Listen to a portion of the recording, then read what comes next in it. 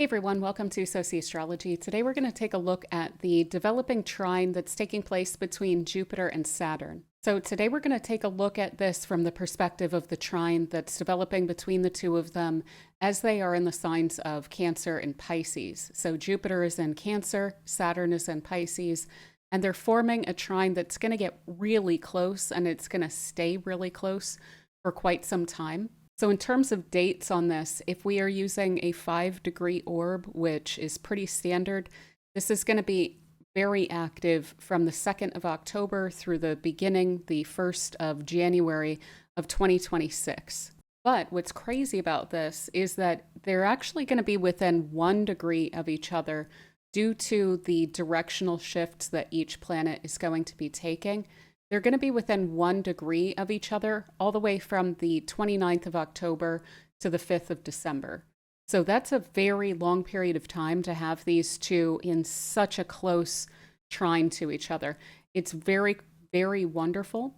It's very helpful. And for reasons that are even reinforced by a point that I'm going to make in a moment here, which you can see at the bottom of the screen here. So the reason that they're staying within 1 degree of each other, like I said, it's the directional shift of each planet. So what we have here is Jupiter is going forward in Cancer currently, and it's going to get to 25 degrees and 9 minutes on the 11th of November, 11/11, and it's going to station there at 25 degrees and 9 minutes and then go back and retrograde. But there's that long period of time where it's halted during that directional shift. Now, also in November, Saturn is retrograding in Pisces, and it's going to get to 25 degrees and 9 minutes on the 28th of November. And then it will stop there and start going direct. So they are mutually switching direction. Saturn is retrograde currently. It's going to switch direct. Jupiter is currently going direct. It's going to switch retrograde. But that's the reason why this 1 degree orb of this trine is going to be holding for so long. It's also why we don't get an exact hit on this trine quite yet. But that's even better news, because what's actually taking place is we're getting kind of a bonus trine between these two that sometimes occurs. The exact trines and the cycle of this trine between Jupiter and Saturn is actually going to carry forth with us for about 2 years, because we're going to start to get another trine between these two in the summer of 2026, and that's going to carry with us until the summer of 2027, and that's going to be taking place in the signs of Leo and Aries rather than Cancer and Pisces. So we have this alignment sticking with us for a good long time, and it is one of the most wonderful alignments that we could be utilizing. So very good news here, and very exciting that we're getting a nice long season. Now, we actually got a nice long season of this the last time that we had these two trine in these signs as well, which was in 1965 through 1967. We had a trine between Jupiter in Cancer and Saturn in Pisces then as well. And that flowed into 67 to 68. We had trines between Jupiter and Saturn in Leo and Aries. So we're going through that same phase, that same cycle again now. So very worth keeping in mind those years. Those are really banner years in my view, globally speaking. So we're going to talk a little bit about that. But this is even further reinforced by another really fascinating period of time that tends to get a bit overlooked, which is the time before the 1960s, when we had these two trine in these signs. That was in 1906 to 1907. And this was another really dynamic, like cultural renaissance kind of a period of time. This was like the beginning of jazz took place during this time. This was the progressive era in the United States. So there was a lot of labor reform. There was the really big stirrings of the suffrage movement going on during that period of time. Culture was really becoming popular culture. It was really stepping into this kind of mixing of classes, mixing of all different types of people in urban centers, which were really growing during that period of time. And it sparked off a lot of the cultural underpinnings to our societies that we now hold on to today in terms of our popular culture and this more casual style of that. So this is a period of time in which modernism was really coming into form. And, what's interesting about that, looking at the 60s, postmodernism as a concept was put forth before then. It was really became seeds in people's minds around the 1940s, really. But so did modernism in the mid 19th century as well. It's just that it didn't really ingrain itself within culture, within society until these later periods of time. So we do have these major era shaping cultural shifts that are global that seem to take place during these periods of time. And it makes perfect sense because of the fact that what we're dealing with when it comes to Jupiter and Saturn is we're dealing with, under Jupiter, the kind of cultural order, the richness of life, the stories that we tell ourselves about where we are in history, where we are globally, the narrative of the order under which we're living and that we are contributing to creatively, productively. So the sense of the age, a big part of that is Jupiter. And we start to get the more institutional side of that, the convention, tradition, the structure, the base of society really comes in with Saturn, where this isn't just a revolution in trends, it's a revolution in the way that society functions as well. And so those two in a cooperative alignment in these really rich signs. This is the two highly personal, really rich signs of Cancer and Leo on the Jupiter side of this, which speak to individualism, which speak to personality, which speak to warmth and heart and spirit and soul. These are the luminary ruled signs, the sun and moon ruled signs. And then on the other side of this, where Saturn is, we have that era-breaking period of time that runs from the last sign of the zodiac, Pisces, into the first sign of the zodiac, Aries. So that collective into the individual, the way that the structures come together in a period of time, disseminate, go through their full cycle, and then come into a new cycle. And the way that that's aligned with this very spirited area of the sky, this the summertime part of the sky, basically, that's ruled by the luminaries. Summertime in the northern hemisphere, of course. But it's really beautiful. And so we can definitely see in the astrological archetypes why these were such rich periods of time and why they have shaped society going forth for so long. So this is a real, hopeful, beautiful alignment that we're coming into. And it couldn't come any sooner, of course. Looking at the world the way that it is right now, I don't think a lot of us are perfectly fond of it, the way that it's going. But this does indicate that there's a popularity. And by that, I mean the populace, the people. There's a real popularization of culture that's taken place the last two times that we've had this alignment. The popularization of modernity, the popularization of postmodernity, and what people are choosing to do with that, especially people who are very creative with these water signs and then very spirited and passionate with these fire signs as well. And then the fact that the institutions, governance, the way that our societies function, that really needing to then follow suit and underpin that. Because these have been, on a cultural level, really revolutionary periods of time as well. In that 1906, 1907 timeframe, there was a lot of sparks going off. There was an attempted revolution in Russia. Like I said, the suffragettes were getting really bold during this period of time. There was a lot of labor action that was going on, which was forcing the hands of certain governments to respond to that, especially in the United States. This is where a lot of our original labor laws come from. And then, of course, we see in the 1960s, specifically looking at 65 to 67, this is when the cultural richness of that revolution was basically taking place. And people were pushing forward, no, what is happening with us? What's happening with individuals? What is happening with our sense of hope and alignment with the future? This is important, and we demand that this be taken seriously.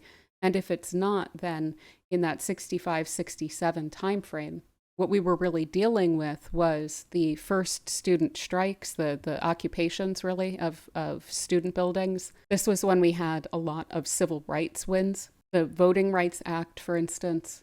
This was the period of time in which the Vietnam War was really intense and intensifying. And then there was the fight, the pushback against that in many different places, but certainly in the United States as well. And there's a youth aspect to both of these periods of time as well, in terms of youth having a huge impact on, again, the popularization of culture. There's this kind of relaxation into just being who we are and having that be enough and enjoying ourselves. That for a lot of the masses prior to these periods of time, there was a lot of rigidity around it. It was almost like, well, this kind of lifestyle is only for certain classes. You don't get that leisure time. You don't get to have a say in matters of integration, in matters of war, in matters of the role of women in society. This is decided from on high, and you will simply deal with it. These were periods of time in which that was really yanked back by the populace, and especially youth within the populace. So I think we're going to see a lot more of that. I'm going to continue to point us in this specific direction of next summer, when we do have Jupiter go into Leo, things are looking really big, unbelievably dynamic. Like there's a lot of pushing and pulling about power, about society, about the direction that things are going.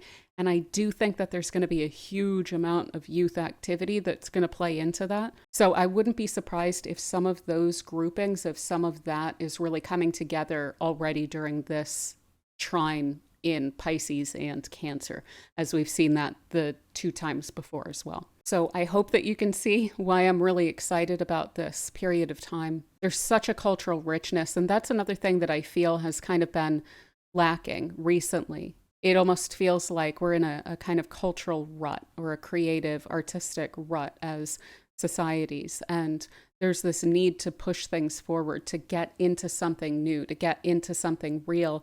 And this trine is going to help with that, just as the Saturn-Neptune conjunction that we're also coming into is also feeding into that. So very exciting, very dynamic. I absolutely love this energy. What's even more fascinating is that, especially during October, November timeframe, as we get into Libra and Scorpio season, even into Sagittarius season, we're seeing a huge amount of actually grand trines that are going to be taking place. And I'll show you an example of that in just a moment. But we have the Sun, Mercury, Mars, and Venus all going through Scorpio in the coming months. And those are also going to be aligning to these two. And I will be addressing those grand trines in its own video, because that's its own whole thing. It's also a subset of the period of time that we have the Jupiter-Saturn trine. This is really the scaffolding. This is the structure, the basis of what those grand trines are going to be helping us with. But I absolutely want to point that out as well. And what is so wonderful about the trines between Jupiter and Saturn, so we have Jupiter, this speaking to these expansive, life-affirming, spirited or spiritually infused, dynamic, positive aspects of life, where we can feel that there is a sense of meaning, belonging, support.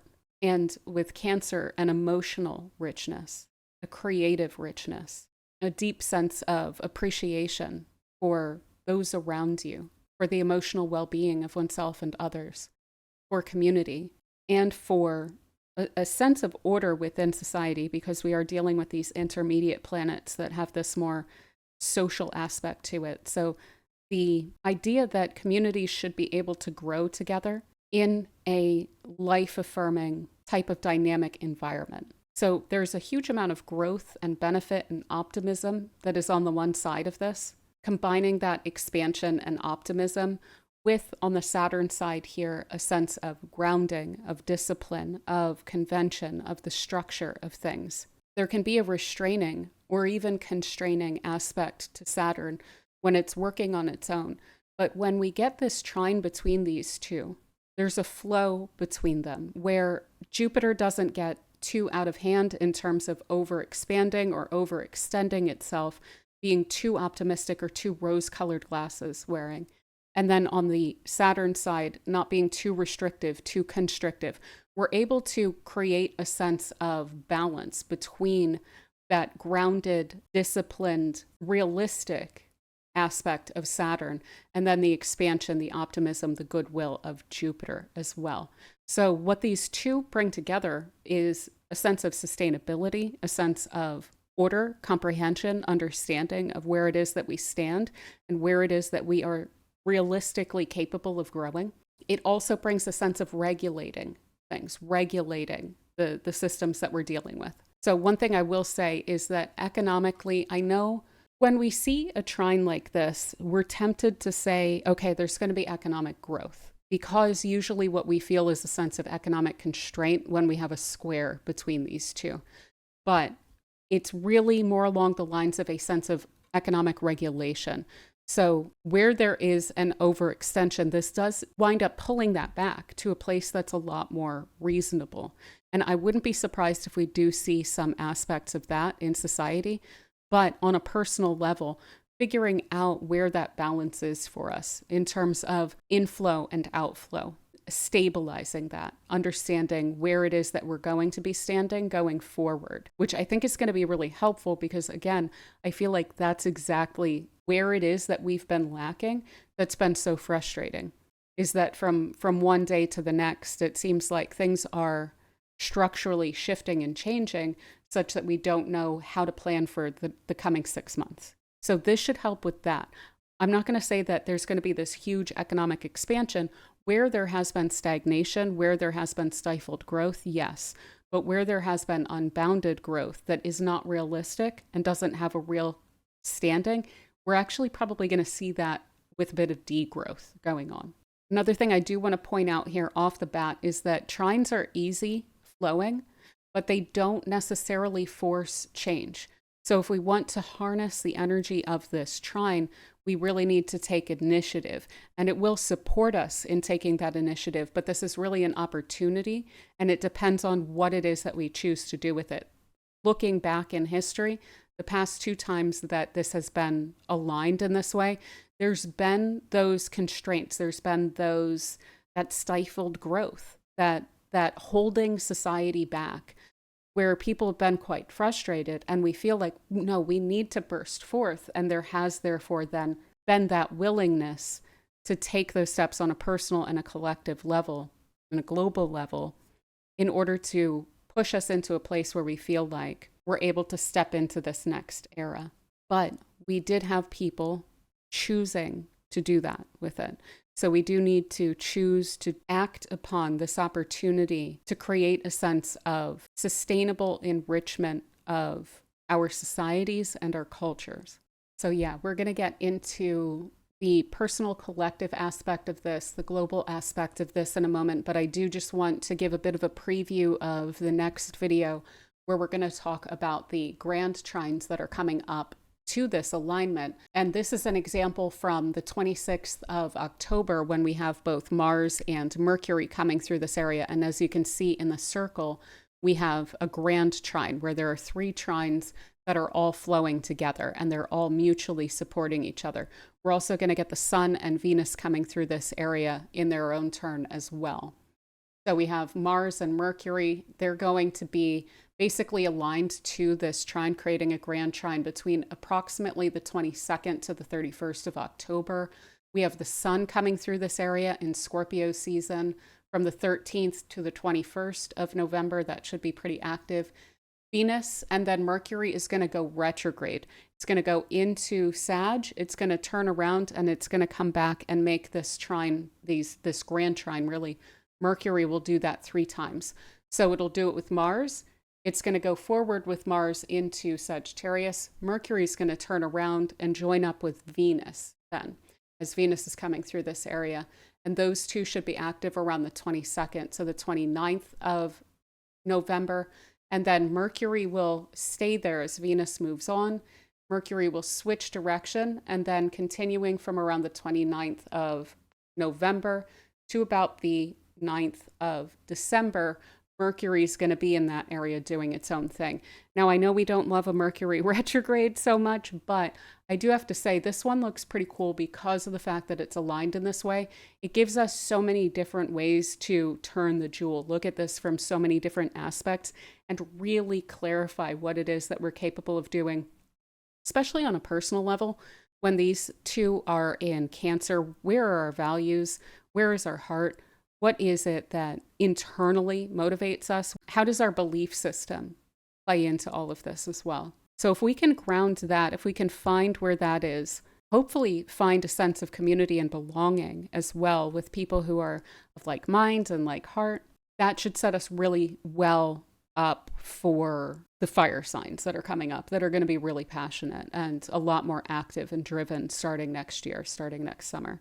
But yeah, we're going to go more deeply. We're going to look at each of those grand trines that are coming up in the next video. So in the meantime, on a collective level, there are some really wonderful opportunities specifically for emotional healing and development with some effort throughout this period of time. All right, so on a collective level, there's some real opportunities for emotional healing and development with some effort here. So with Saturn in the mix, we are always asked to put a little bit of effort into things, to put some work into this, to take responsibility and to push ourselves to develop, to improve upon these things. But that is something that is so possible, where there's a really wonderful opportunity when we're dealing with that trine between Jupiter and Saturn, is these major, like long-term improvements that we're able to make in these areas of life. And with Cancer and Pisces, this definitely favors emotional maturity and responsibility and a sense of emotional healing and development. So there's a wonderful opportunity for all of this for us personally, as well as figuring out plans. So feeling those out, what is truly a priority? What is the ideal big picture vision that needs to be structured and grounded in your life? So Jupiter is offering that vision. It's offering that ideal that you're wanting to work toward. And this is likely a sense of quality of life or of enjoyment, richness of life. Saturn is coming in, and with that trine, it's going to offer some idea of how to structure or ground that into reality.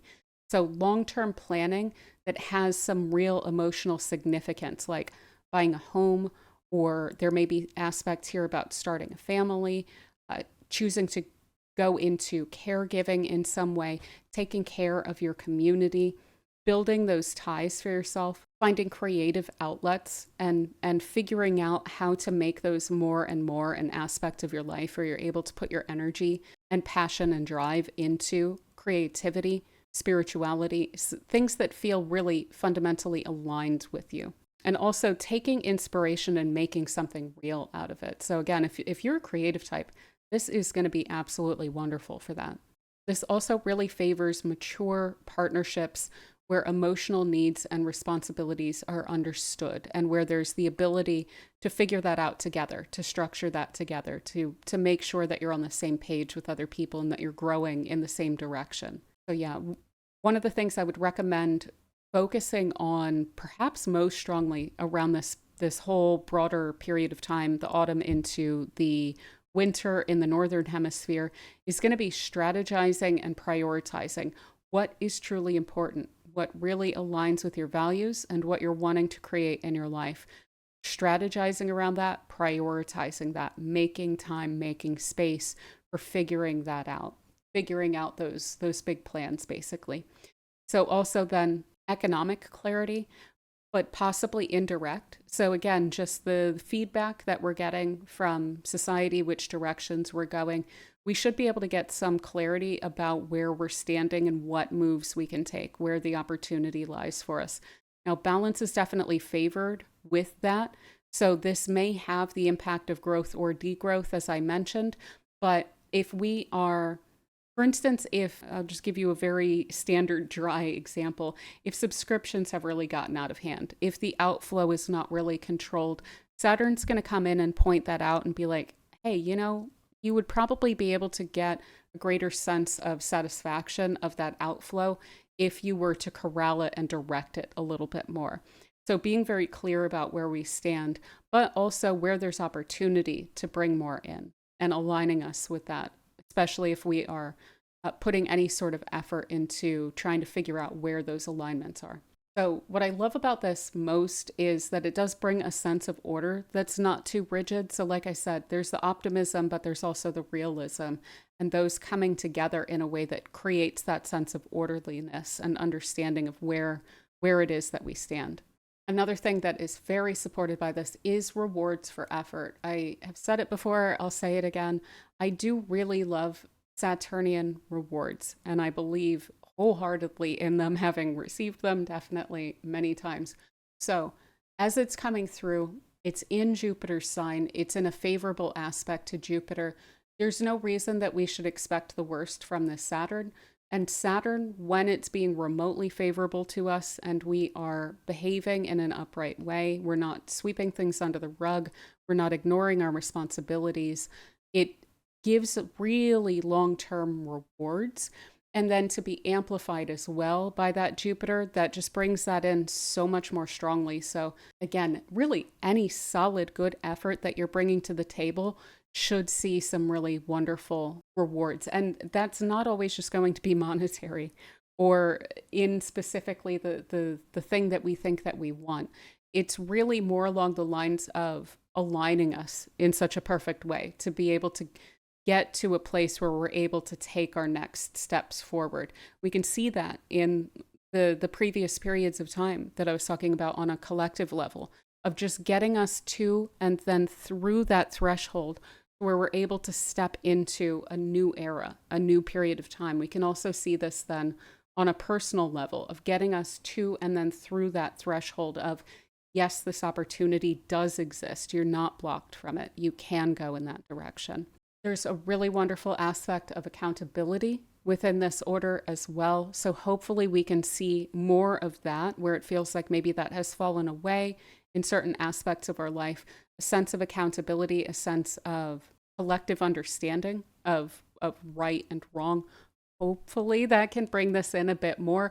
Now, that won't necessarily be across the board. Looking back to the turn of the century, looking back to the 60s, we know that not everyone was on board with all of that. And we know that there was a lot of pushback during both of those periods of time to everything that was pushing us and giving us a big shove forward, basically. But people didn't let that stop them. And so insisting upon a sense of accountability, even if it's not for something in the past, as if it's for us moving forward in a way that does bring that sense of order. We need accountability to have order. So that should offer more opportunity for accountability along those lines, as well as effectiveness and efficiency. So what's great about this trine as well is that when we're putting effort into one, we should be able to see it in the other because of this alignment here. So one, especially with the grand trines coming up, and I'm so looking forward to getting into all those, but with those grand trines coming up, this is focusing so many of the planets that are in the sky in these ways that are really compatible with each other and able to work toward very similar goals. We're dealing with signs that are of the same element. And of course, therefore, both or all three, all of these planets are going to be in these nocturnal signs. So there's a lot that these signs can work with and agree upon, especially when it comes to the big picture. So what is it that we're focused on? And because of the fact that we're able to take that direct approach, that we're able to have that focus on these specific areas of our lives, which are going to align with certain house triads. So, of course, I'm going to be taking this through sign by sign and looking at how it's going to be impacting all of us based on rising sign. But there shouldn't be a lot of distraction from other areas of our life with the fact that we have such an emphasis on these specific triads in our own houses, and then collectively as well. So we're able to be very effective, very efficient by focusing and then taking the measured action, accepting the momentum, working with the momentum. What is the focus? What is the target? What are we working toward here? What are we trying to create? What do we want to see more of? Taking that measured action toward that end, and then utilizing that momentum, not stopping, taking care of ourselves, certainly, and our well-being, sleeping, but not halting our push in that direction out of a sense that, oh, well, something's going to get in the way. Oh, there's this distraction. oh, this is throwing me off. No, the planets are working with us. They're giving us a push. So we need to really utilize that push to align ourselves with what it is that we're trying to create out of this, what we're trying to build and grow for the future for ourselves. So use that momentum for sure. And then, yeah, this also really supports positive leadership. So an emotionally intelligent kind of leadership is really supported by this. So we can play that role. Hopefully we can find leaders, guides, people who are able to help us to figure out, maybe they have experience with something that we're trying to figure out for ourselves. We should be able to find people who are willing to help us to align with that. Finding teachers, finding guides, finding a community to help support us and to support. So this is also super helpful for plans going accordingly, especially any that were established around the time of the Great Conjunction of Jupiter and Saturn, which took place at 0 degrees of Aquarius in December of 2020.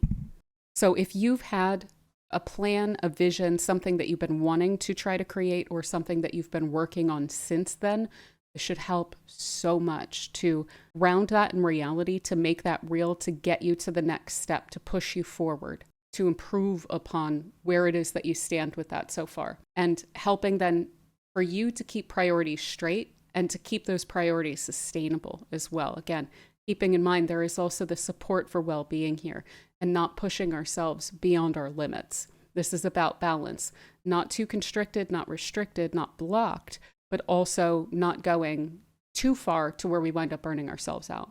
Also really helpful for keeping us very practical and reasonable about things. So not, the pie in the sky stuff that can sometimes come through with Jupiter is in check, but we're also not in the kind of wallowing or melancholy or I don't even know how to approach this kind of thing that we can get with Saturn and Pisces on its own. So recognizing the perspectives, the needs of others as well as yourself, being really reasonable along these lines, having some really good expectations about how things are developing, maintaining a sense of following the middle path. So cooperation, care, not going to those extremes again of over-optimism or utopianism or over-pessimism or dystopianism. Following that middle path, understanding where it is that we stand, especially with the world the way that it is right now. I think we need to do this. Knowing where we stand, not blocking that out, but not letting it constrain us either, I think is going to be really important to getting the best rewards and benefit out of this alignment too, and to creating the best world out of this alignment that we're able to collectively as well. So yeah, like I said, effort can be really directly rewarding throughout this period of time. And this can also be incredibly helpful for grounding our emotions, for a sense of emotional regulation. Like I was saying, there's a regulatory aspect to this. And I mean that in every sense of the word, in terms of regulating extreme actions, either by actors in the world or in us internally, in individuals, but also in the sense of rules.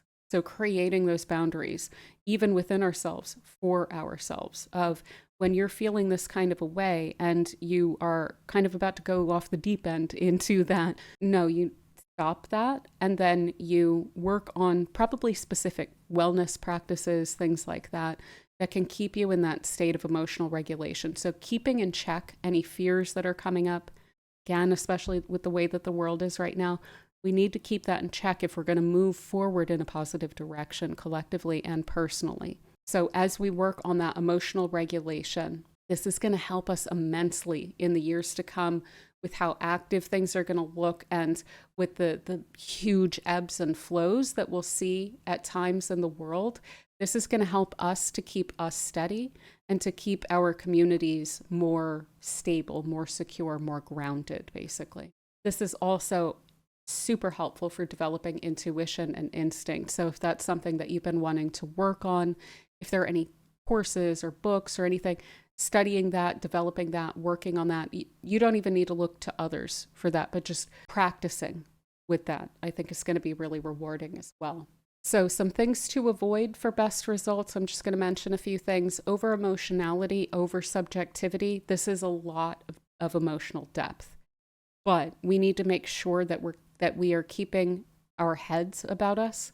So wallowing, self-pity, being too serious, taking oneself way too seriously, taking things really personally, including, if not especially, collective experiences, like things that everyone's going through, that kind of woe is me, why is this happening to me kind of a thing, that I honestly, I really feel like that's part of what's gotten us into this problem, is this whole like, grievance thing that has really gotten out of hand, where things are way too personalized, and rather than recognizing the collective, recognizing that sense of community that we're going to need.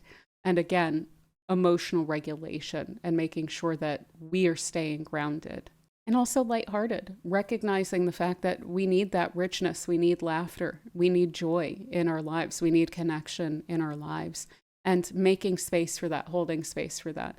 When we start to fear, leaning into that joy, leaning away from that fear. Because the more that we give into that fear, the more we're going to wind up creating those kinds of things and more of that energy in our lives and in the world. Also watching out for narratives that are not grounded, that could wind up wasting this transit if we are feeding into something that has no grounding. So checking the realistic aspect of this as well, avoiding that kind of pie in the sky thing that we can get when Jupiter is not controlled. Also, resting on laurels or expecting things to come together without effort. So just kind of laying back and basking in the trine and saying, okay, everything's going to be great and wonderful. This, when we're dealing with Saturn, we have to bring our effort to the equation. We have to be really responsible, be really accountable.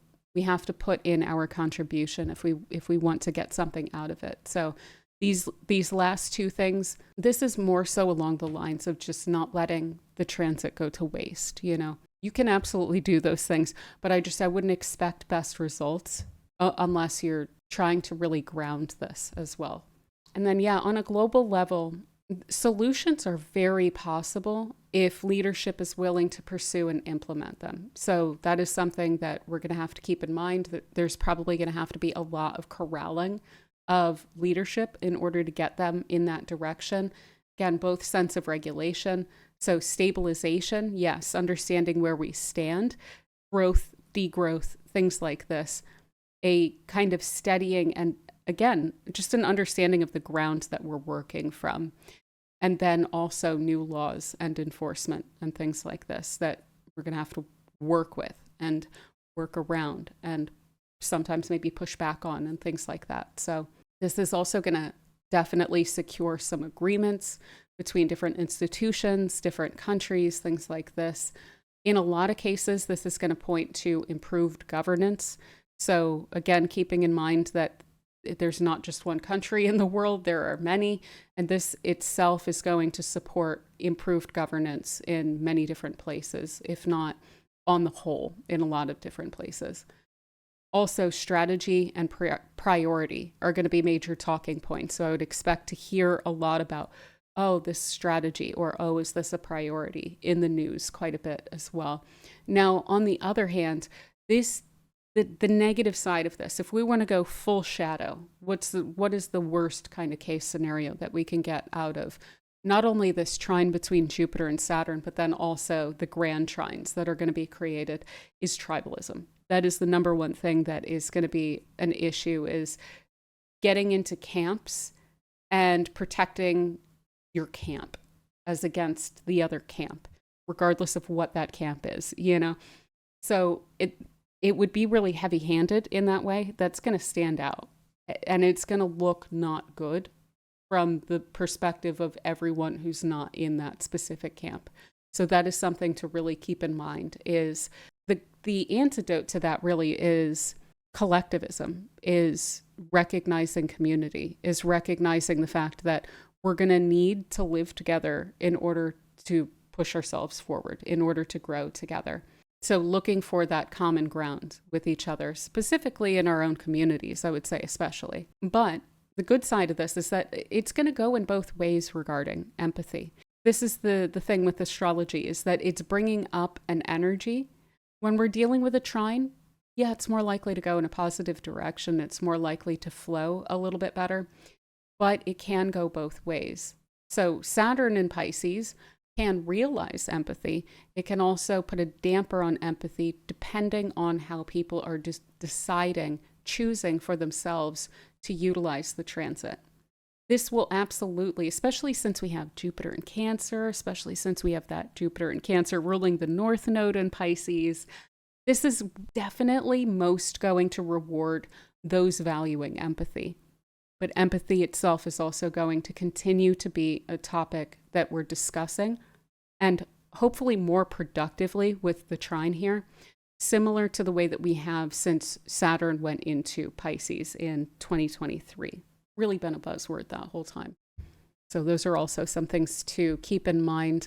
And then, yeah, other than that, I mean, in terms of fostering community and understanding with each other, again, reasonability, focusing on common ground, really being willing to do the work. So coming back to how well are we living in alignment with our own values and principles?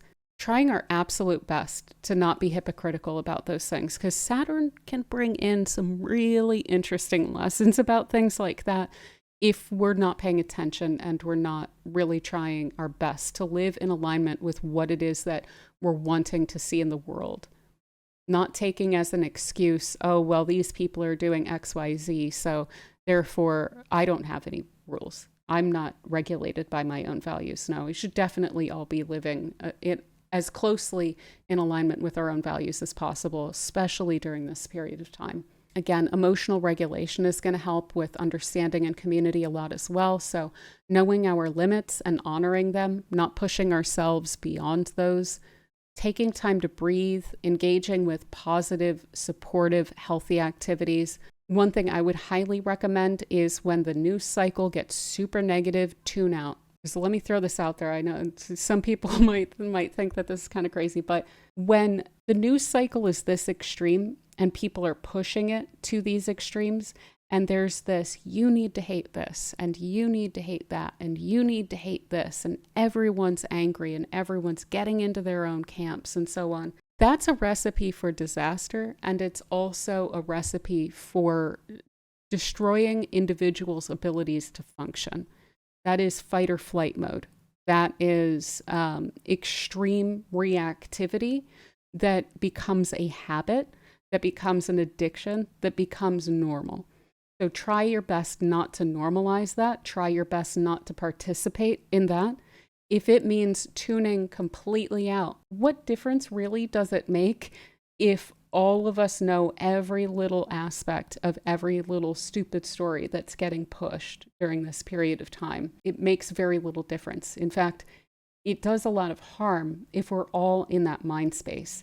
So the extent to which we can tune out of that and start interacting with each other in a more positive way, engaging in those positive, supportive, healthy activities, the better. The better for all of us, and particularly in the shorter term, the better for ourselves and our own mental and emotional and spiritual well-being.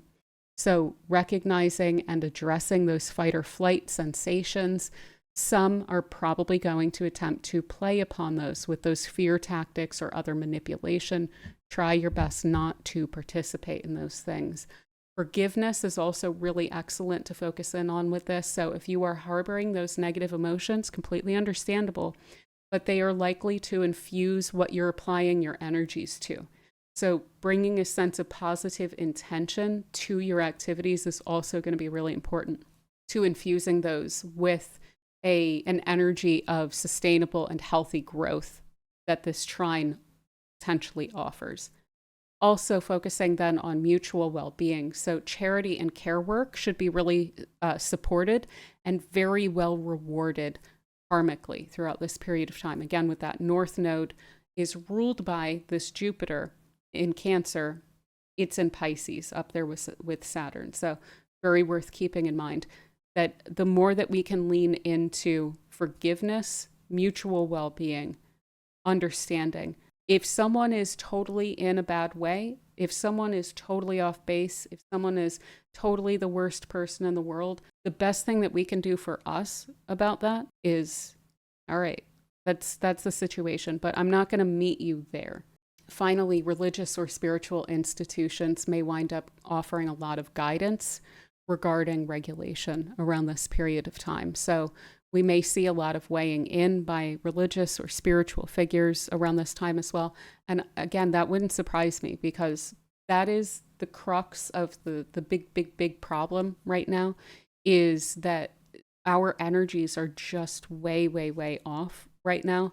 And so I think that there's going to be a lot of desire by religious figures to step in and to offer some hopefully wise guidance and counsel to people about how to get ourselves more on track. I mean, look at 1965 to 1967. We had, Martin Luther King Jr. was a major figure helping to guide everyone, helping to turn the frustration and the anger that is, yes, justified, but pushing that in a positive, in a constructive direction toward how do we create healthier communities for ourselves? How do we forgive? How do we release that energy from ourselves so that we're not infusing that energy into our own creations and into our own communities that we really care about? How do we take care of each other? How do we find that mutual well-being? How do we regulate ourselves during this period of time? So I would really not be surprised if we see some, again, religious figures stepping in and bringing a sense of order. So again, yeah, I wouldn't be surprised if we see something along those lines. But yeah, I think that that's a lot of what I wanted to say about this. So I'm super psyched about this. Like I said, we're going to go into all of these grand trines that I've been teasing here a bit on the screen.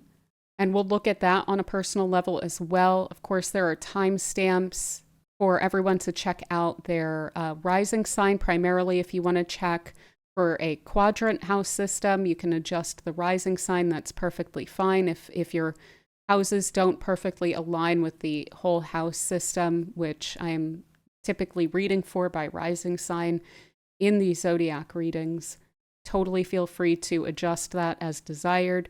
If you want to check for your sun sign, also definitely feel free to do that. But yeah, other than that, thank you so much for spending this time with me. I hope that this was helpful. I hope that you're as excited about it as I am and as relieved to see it coming up as I am. I hope it really supports you and gives you a sense of comfort and direction in this period of time.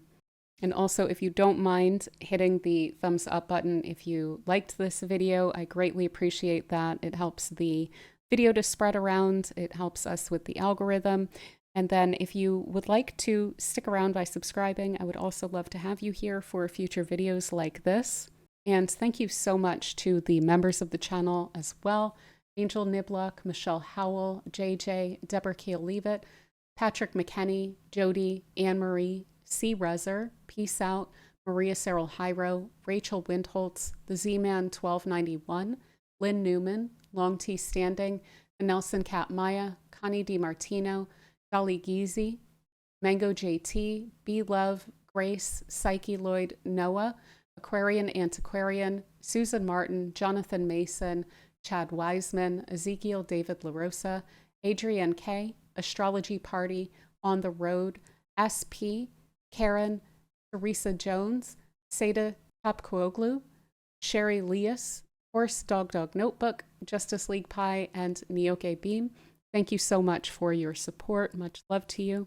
And without further ado, let's get into the sign by sign.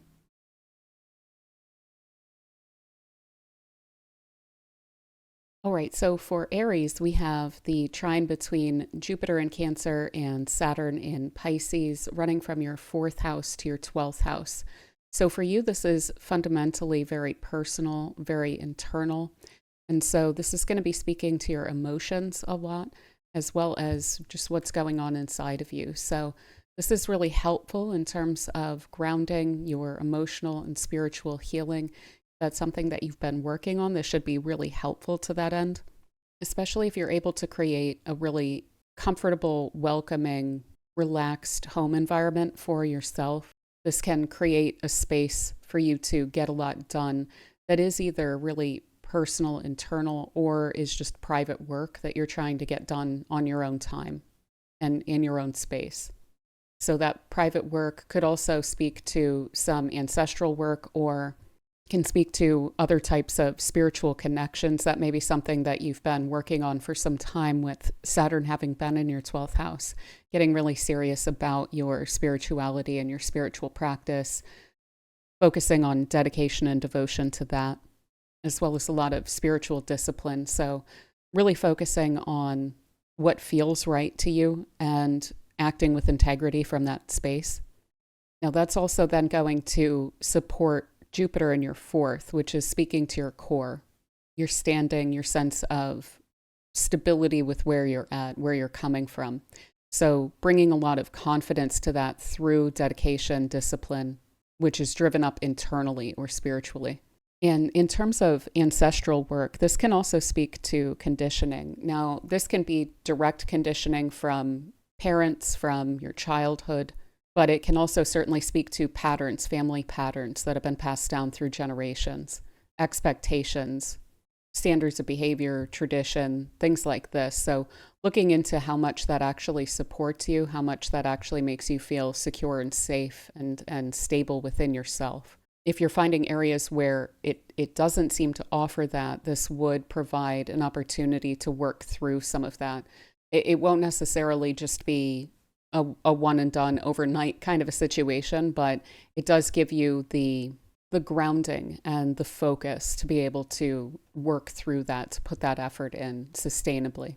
So this is also really excellent for retreats, and that can even just be retreating into the home more. So maybe even when it comes to stuff that's going on in the world, just spending a lot more time internally focused, or focused on what seems really significant and important to you personally.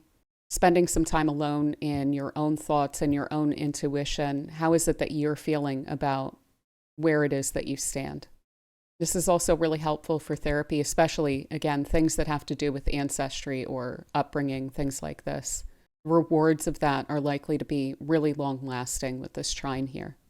And perhaps especially if there's something around late 2020, when we had the great conjunction of Jupiter and Saturn, if there's anything that you were kicking off around then, and any sort of social dynamics that have become kind of complicated with that, it would very likely be quite helpful to whatever you were kicking off around that time to focus on that internal work during this period of time before you step into the social more and you step into a more expressive energy with this trine next year.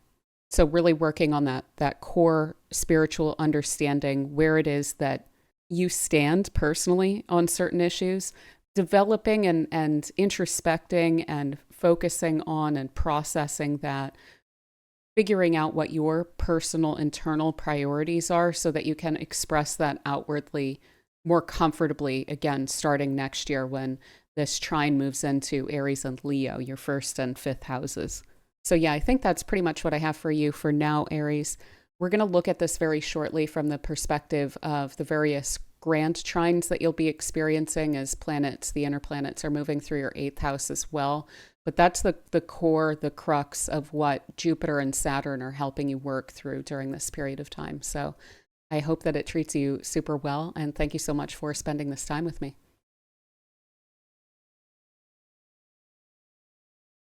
All right, so for Taurus, we have the trine between Jupiter in Cancer to Saturn in Pisces taking place between your 3rd and 11th houses. So for you, this is a fundamentally social alignment.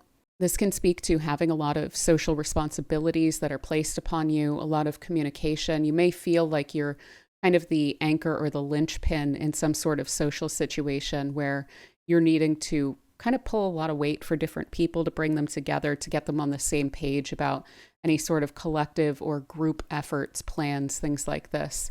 This could be in your community. This could be with friends, with colleagues, with people that you just kind of have around you, generally speaking.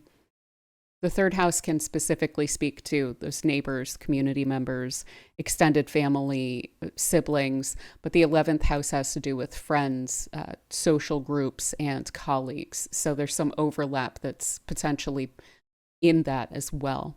but it's very, very social. So there's going to be a lot of social communication. There could be a lot of learning here as well, but the learning is likely to reinforce or feed into some long-term plans or aspirations, goals that you are either establishing for yourself or that you may have actually established during the great conjunction of Jupiter and Saturn, which took place in late 2020, just at the first degree of Aquarius, which would have been in your 10th house.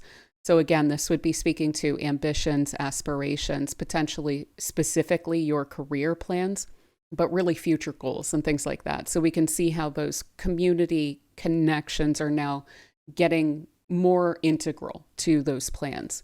And again, there may be a learning aspect to this. So you could be inspired even to take some courses or classes or just read up on certain things. This could even be social media with the third house. That again, it's specifically, it's reinforcing plans that you're developing for yourself and that you're dedicating yourself to. So the community aspect of this could also really offer some supportive collaborations.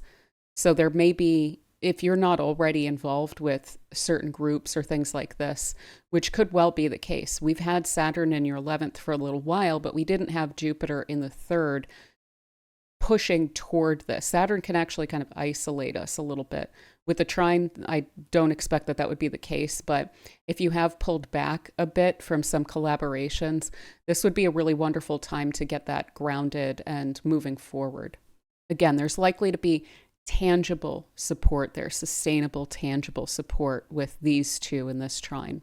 And with these in the water signs, I mean, you always have the water signs in these houses. That's important to keep in mind. But this is reinforcing the fact that in these social houses, you have these emotional, spiritual kinds of water signs.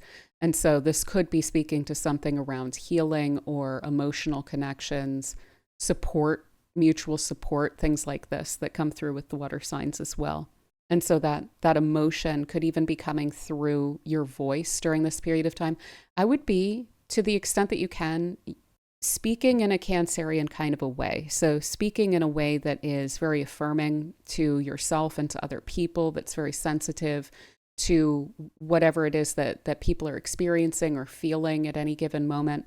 You may find that your emotional responses to things, they may be more steady, but they may also run a bit deeper.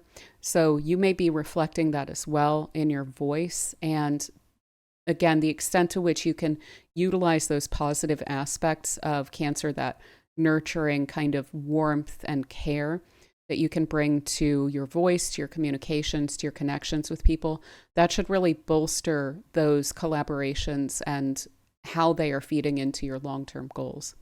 And yeah, of course, with Jupiter and Saturn specifically here, as well as the third house being baked into this, this is very practical. It's every day. So bringing that approach of what can I do today to support my goals? What can I do today to support my social connections and things like this? Especially if there's any collective goals that you're working toward with people. Focusing on the practical aspects of that should be really helpful, especially in finessing maybe some rewards out of that Saturn there. Being really dedicated, really devoted to nurturing those connections and goals, as well as your dreams. Since that Jupiter-Saturn conjunction that we had at the end of 2020, Saturn going through your 11th house, it's been doing that since March of 2023. You may have gotten very serious about your goals. And it's wonderful to continue to have that approach. The nice thing about that trine from Jupiter is it does bring in a bit more ease, a bit more order, a bit more of a sense of, okay, things are going in the right direction and I'm not having to force it. I can just do my part and expect for things to continue to move along, basically. So you should be able to make some really steady, solid progress along all of these lines in this general period of time. But yeah, I think that's most of what I have for you, Taurus. We will be very shortly, I think in the next video, we're going to be talking about the grand trines that are going to be formed by the inner planets moving through your 7th house as well. And that's definitely going to feed into this. But This is the kind of crux of what it is that you definitely have the wherewithal to make some really wonderful, sustainable, lasting progress throughout this period of time. So yeah, I hope that this treats you super well, and thank you so much for spending this time with me.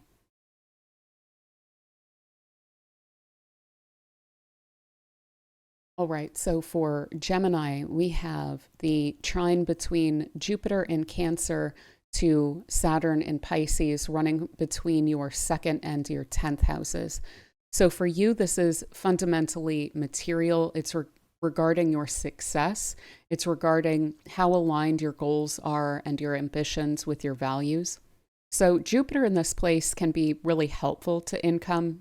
We generally expect that income, earnings, standing, security, stability grows with Jupiter in this house. But it can also just bring to mind the bigger picture of what are your values? What is it that's going quite well for you in your life? Kind of materially, but just in general, in terms of your security. So your emotional resources as well. So there's a really wonderful connection there that is able to be developed upon to your ambitions, to your goals from that place of your resources, your values. So if this is really speaking to income, earnings, things like this, that can reinforce your ability to push yourself further when it comes to your goals. But again, when it comes to your emotional values, your sense of alignment, that can then wind up reinforcing your ambitions and your goals by better aligning them. This may have been a busy couple of years in terms of pushing yourself. It should feel like there's a bit more of a flow. You will be pushing yourself. That is definitely the case when we're dealing with Jupiter and Saturn, but there's a flow there. So you may feel like the rewards, the effort that you're putting in is somehow less daunting. It's like the universe is kind of meeting you halfway here or more. So, of course, then emotionally aligned work leading to tangible rewards and growth. The extent to which you are really dedicated and devoted to your goals, to your ambitions. And that can be specific career goals, but it can also just be creating the kind of future for yourself that you're pushing yourself to realize. Dedicating yourself to that vision of the life that you're trying to create for yourself can be really helpful in terms of tangible rewards and growth. This could even speak to if you've been spending a bit more, which is also something that can happen with Jupiter in your second house. If you have been spending a bit more, this could be bringing your mind back to, okay, what's the big picture? What's the big plan here? What is it that we're aiming at? And then making more practical your budget, even the inflow and the outflow. If you've been trying to save, this could be reinforcing that by reminding you of what's the long-term plan. Not to mention, this is also fundamentally stabilizing when we have this trine between these two. And so if you've been feeling like you've been pushing through day to day and just kind of trying to get to the next goalpost, trying to get to the next day, to the next week, this can really help to stabilize that as well. And again, especially with that, the planning and the effort put in. So long-term financial goals, really supporting any sort of long-term plans that you have for stability. So the thing with Jupiter and Saturn, Jupiter can help things to grow, but Saturn is more of a constraining and grounding and realistic kind of an energy. So it's not just about earning as much as possible in the short term. It's more about how do we stabilize resources so that we know better what it is that we're working with. We know better where it is that we stand. So I would really say if you don't actively budget, this would be such a wonderful time to do something like that where it's specifically anchored to long-term goals. So what are the big goals that you have, be it retirement, be it a big purchase that you are planning to make, a move, a long-term career shift, if you're wanting to go independent or something like that. How can a sense of order and cohesion with your budget, how can that support those long-term goals? And a lot of that really is likely to be anchored in developing those notions of success that are really aligned with your sense of personal worth, your sense of independence, again, security, stability, all of this within yourself. So there's likely to be an aspect of that that are part of your long-term plans here. And again, the clearer that you can get with that and the more kind of dedicated and honest with yourself about how to align the resources you're bringing in, how you're utilizing them, and the steps that you're taking, how that can specifically get you to where it is that you're wanting to go. And yeah, other than that, you're likely to just be very focused on and busy with your work and your goals and things like this. I am going to very shortly, I think the next video, we're going to talk about the grand trines that are going to be aligning with this trine of the personal planets as they move through Scorpio. They'll move through your 6th house and they're going to reinforce a lot of this. But this is the crux of the issue, that those planets are even then going to come through and start supporting. So I wanted to really simplify and get us focused on specifically these 2 houses, because this is where the big plans are basically. So yeah, I hope that this transit treats you super well, and thank you so much for spending this time with me. All right, so for Cancer, we have the trine between Jupiter in Cancer and Saturn in Pisces, running between your 1st and 9th houses. So for you, this is really fundamentally about your own sense of personal expansion and growth. So with Saturn in Pisces, this has been building a sense of wisdom, a sense of purpose, or deeper understanding of your own worldview, your perspective on things, your understanding of your place within the world, as well perhaps about where you may hold yourself back for fear of stepping outside of a comfort zone. So this has been encouraging you to expand your boundaries, expand your horizons over the past few years here. And Jupiter coming through your 1st and trining that is again making this very fundamentally personal. So developing a sense of wisdom, a sense of maturity and personal standing, especially with yourself, with regard to what you are capable of in terms of growth, from your dedication to personal growth, from a sense of emotional confidence within yourself, as well as a sense of inspiration from life. So this is developing that inspiration, that sense of wonder, that sense of purpose within your life. It's rooting that very firmly in yourself and in your trust in yourself to be able to continue to push yourself to grow. So you may be doing this through traveling or studying. I say this because this is involving the 9th house. This can have things to do with spirituality as well. The law can even come into this, government, humanities, basically, publishing, things like this. So wherever it is that you're encountering this sense of personal expansion, doing so with purpose really reinforces, again, your sense of self. So it's about rooting this idea of perpetual, or at least very sustainable growth, maturation, continued deeper and deeper and deeper understanding of the world, your ideas about it, your philosophy, your place within it, and what it is that you are wanting to contribute to that. So this is all really mutually reinforcing, and it is highly supportive of you and your view of yourself. So your sense of what it is that you're bringing to the table, you're really developing that throughout this period of time. Certainly through pushing yourself to bring more to the table by expanding yourself and your mind and everything like this, but really just reinforcing this sense of who you are. So yeah, throughout this period of time, it would be really wonderful to take that philosophical or spiritual perspective on your life, to clarify that, to perhaps delve deeper into that. If there's anything that you've had this sense for a while, this is something I believe, but I'm not really sure where it fits into the big picture, it may be worth really digging into that.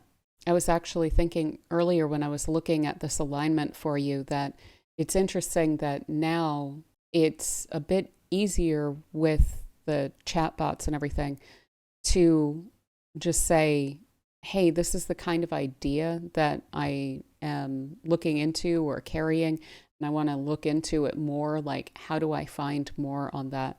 That used to be such a pain in the rear, and it used to be such this like hallelujah moment when you would finally become aligned with some kind of perspective or philosophy that you didn't realize was actually something of a community, because it was just kind of outside of the mainstream. So you didn't always run across these things, and when you did, it was this big moment. But now we can kind of just maybe ask Chat GPT, like, hey, this is something that I think is kind of cool. Who else is thinking this? Who's writing about this kind of idea?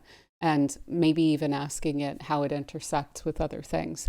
So really clarifying your philosophical, spiritual frameworks is going to help you to expand. It's going to help you to know how it is that you can feel most comfortable expanding throughout this period of time, and how that's going to then wind up reinforcing your sense of self and your sense of identity and your confidence in yourself and your confidence in your worldview, especially if you have any aims with regard to pursuing a topic educationally. So if there's something that you are wanting to take a course on, you could be running across that. This can also just be published media. And I mean, YouTube can fall into that. You may be finding things on YouTube that are really helping you to expand your horizons as well, or assisting you basically in that, in connecting you to something that feels like it belongs to you. That's really what I want to reinforce here. This is about what feels really right internally in your spirit, and that as you're growing into it, you actually feel like you're kind of growing into a truer sense of yourself. So you may be taking courses about this. You may just be reading about it. This may be something that you're wanting to write about, and so you're researching it more. You may be wanting to put out videos or something like that as well about that when it comes to publishing. But yeah, ultimately really shoring up your sense of self, as well as your sense of your worldview and your perspective, and how those things are mutually reinforcing, and how those things can really, over the long term, stabilize and secure your sense of identity, your sense of purpose in life. So yeah, really fascinating stuff. These are great houses to have these two working together in. And I think that's pretty much what I have to say about these two. I am going to be going into the personal planets going through Scorpio, and then further reinforcing all of this. But this is really the crux of the issue, is Jupiter, Saturn, and what they're saying. They're just going to be getting support from the outer planets. So I'll publish that one soon, but I definitely wanted to point out these specific houses for all of us, so that we know what it is that we're able to really develop fundamentally and rather profoundly over this period of time. So yeah, I hope that this transit treats you super well, and thank you so much for spending this time with me.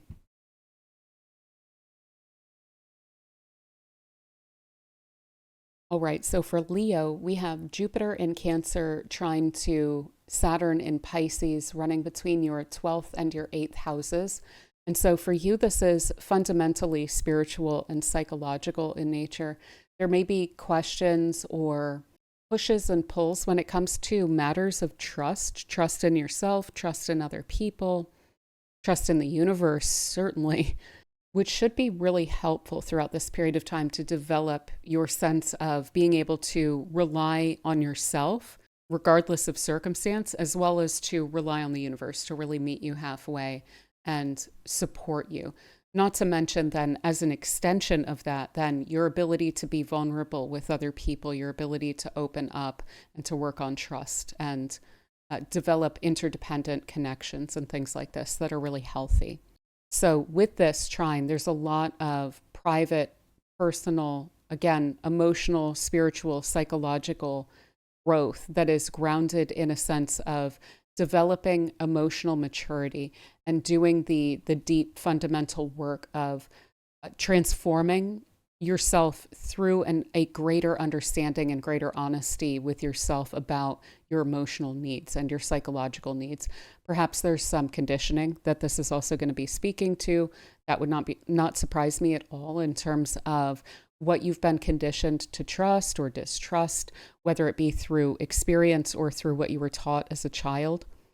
So certainly therapy can be really groundbreaking throughout this time, but it doesn't necessarily have to be in this kind of a traditional way.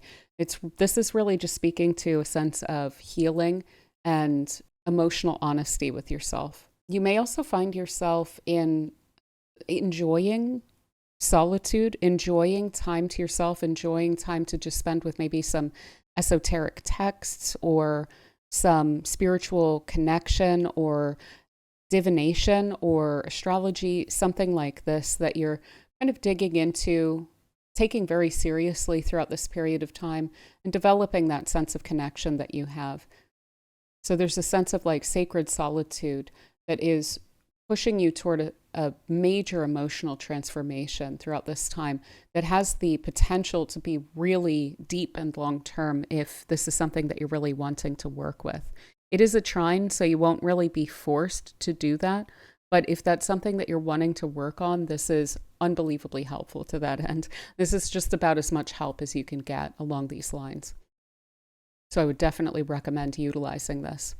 Now, the eighth house aspect of this does tie in other people. So that's where those things of trust with other people winds up coming in. So when it comes to partnerships, also especially connections with other people that are a resource sharing kind of a commitment, where either there's some expectation of emotional reciprocity or there's a financial tie. Those are especially highlighted in this house, and these can even be business partnerships where you have those ties, legal ties and things like that can also wind up taking place in this house. So if you have long-term or recently, say since 2023 or even late 2020 when we had the great conjunction of Jupiter and Saturn in your seventh house, if trust has been a bit more frustrating or a bit more difficult, a lot of the purpose behind this, again, is going to be about rooting that trust in yourself foremost, and then being able to be vulnerable because you know that you will always back yourself up. You know that you will make the right choices for yourself. You know that you will step away from something if your trust is violated. That kind of deep trust and faith in yourself and your intuition and your instincts, and knowing that even if something isn't fully in your control, you will handle the controllables really well because you're not going to be emotionally dysregulated by a situation, or at least not so much that it winds up interfering with your ability to reason or your ability to decide whether a certain dependency is really helpful or something like this. So really rooting that in a sense of faith is what a lot of the spiritual, emotional, psychological aspects of this is going to wind up playing into. But also planning from a place of expecting for things to go well, expecting for support to be there. Now, we can always have a plan Z, just in case everything goes awry, but I would focus much more energy. Again, the thing with a plan Z or whatever, like a worst case scenario kind of fallout plan or whatever, is that we can ad hoc that. And I feel like we spend so much time focusing in on that plan that we kind of wind up undercutting okay, but what if everything actually goes well? What if everything actually works out for the best? We kind of undermine the energy that we're able to put into those kinds of plans, those kinds of partnerships, those kinds of connections. So how would things look if you really trusted the situation? This is really what this is calling for you to develop throughout this period of time. And a lot of that is inner work. So I wouldn't put a lot of pressure on yourself to go out there and make new connections that you're going to trust and that you're going to approach differently. You'll do that when the time is right, But yeah, any sort of old emotional burdens, baggage, patterns from family, from connections that you've had in the past with people who were difficult. The thing with that is that we learn every time.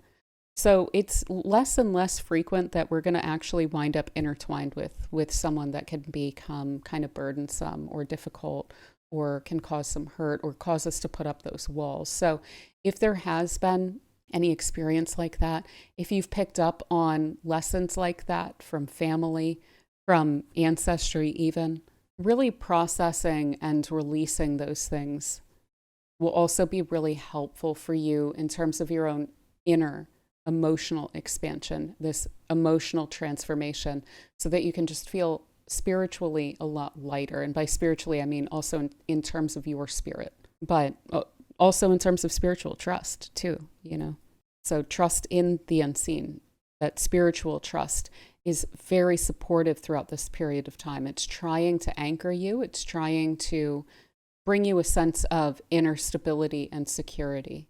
So the extent to which, again, you can have faith in that and rely upon that and build those trust muscles throughout this period of time, the better. Now, I will be going through this as well and speaking to the grand trines that we're going to see as we have the inner planets move through Scorpio. You're also going to be getting even more support along these lines, but it's where Jupiter and Saturn are that is really the crux of the long-term question that's coming up for us that we can work with and develop in a really fundamental and supportive way throughout this period of time. So I really wanted to highlight this first, and we'll look at some more support that's going to be coming from that fourth house of yours as well in, I think, the next video. But until then, I hope that this transit treats you super well, and thank you so much for spending this time with me. All right, so for Virgo, we have Jupiter in Cancer trine to Saturn in Pisces, running from your 11th house to your 7th house. So for you, this is fundamentally about your connections with other people, as well as your hopes, dreams, and aspirations. And there is a group dynamic that's coming in here as well. So this can speak to close relationships as well as friendship groups. The maturation of those connections, you may feel like there's kind of a lot demanded of you by this trine. I don't think that it's at all unwelcome, but do keep in mind, it might kind of become a lot for you. And again, I would think that the reason that this is becoming a lot is because there's connections that you really care about that are deepening, that are becoming stronger throughout this period of time. And you're really wanting to approach these connections with a sense of integrity. And you should be receiving the same kind of energy back under this kind of an influence. So those friendships, your social networks, things like this, expanding, maturing throughout this period of time. You could have a partnership as well that's quite long lasting. It's either already established or it has staying power with Saturn transiting through that 7th house, that this is someone who feels like a friend. Either they're literally a friend, or this could be a romantic partner where there's a really supportive, emotional, like fun-loving kind of a connection that you guys share between you. You could even wind up developing and sharing friendship networks with each other as well, and therefore be able to be very supportive of each other. But you may also wind up committing yourself more to social groups as well. It's a two-way street basically between these two. So again, these commitments, they should feel really supportive. So yeah, I think that you're trying to approach this again with a lot of integrity, but like I said, you should be feeling very aligned with this. It's almost like it's coming through as something that's really true and meaningful and purposeful, very spiritually aligned as I have here. And so you should be receiving the same kind of energy back. And I wouldn't be shy if you feel like maybe you're not on the same page with someone about what it is that each of you is bringing to the table. I would be really open about that. I would communicate about that. We're also going to have the inner planets moving through your 3rd house, which will be reinforcing the amount of communication that's going to be going on and supporting all of this as well. But we'll talk about that more in the next video. That communication and those connections day to day are really supposed to be supporting this trine between Jupiter and Saturn, which is speaking to those higher level connections that you have with people and with groups of people. Now, this could even be like identity groups that you are involved in, or kind of affinity groups, or where you share the same cause or the same goals with other people, and you may be finding yourself in a position of leadership with people too. So that would definitely speak to both of these placements in support of each other. So emotionally intelligent leadership is really called for with these two in the water signs. They're going to be in the water signs for everyone. So emotional intelligence is going to be something that people do notice more and value more throughout this period of time as well. And again, in addition to that, the shared goals, shared dreams, group efforts, being on the same page, being on the same team, working together toward a common goal is going to be really important. So again, the extent to which that can be defined and spoken to, and that can be cleared up as to, hey, what are we working toward here? I would say even in romantic connections and things like that, communicating, making sure that you're on the same page, I think would actually go over really well here. And yeah, ultimately, this is speaking to a lot of really supportive emotional growth that enables you to feel like you're able to reach further.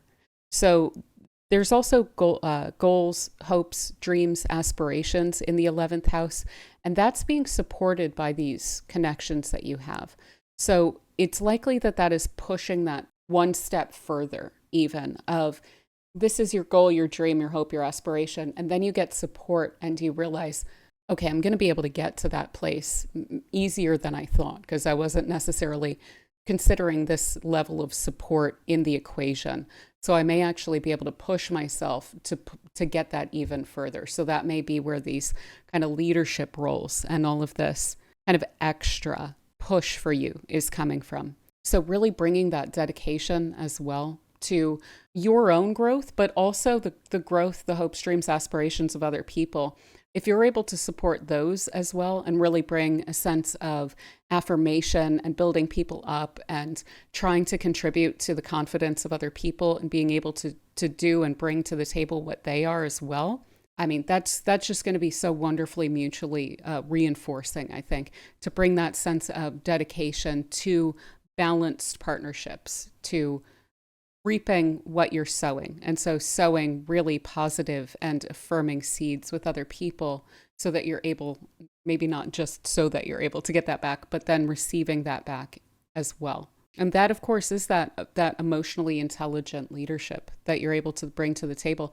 And the more that you can practice that throughout this period of time, I think it's really going to push you to become better and better, and to do so in a way that is social and mutually beneficial with other people around you as well. And feeling more so than even like you belong, understanding your place within those connections a lot better, and what it is that you're bringing to the table, such that you feel more and more comfortable in a leadership position too. But yeah, that is pretty much what I have for you, Virgo.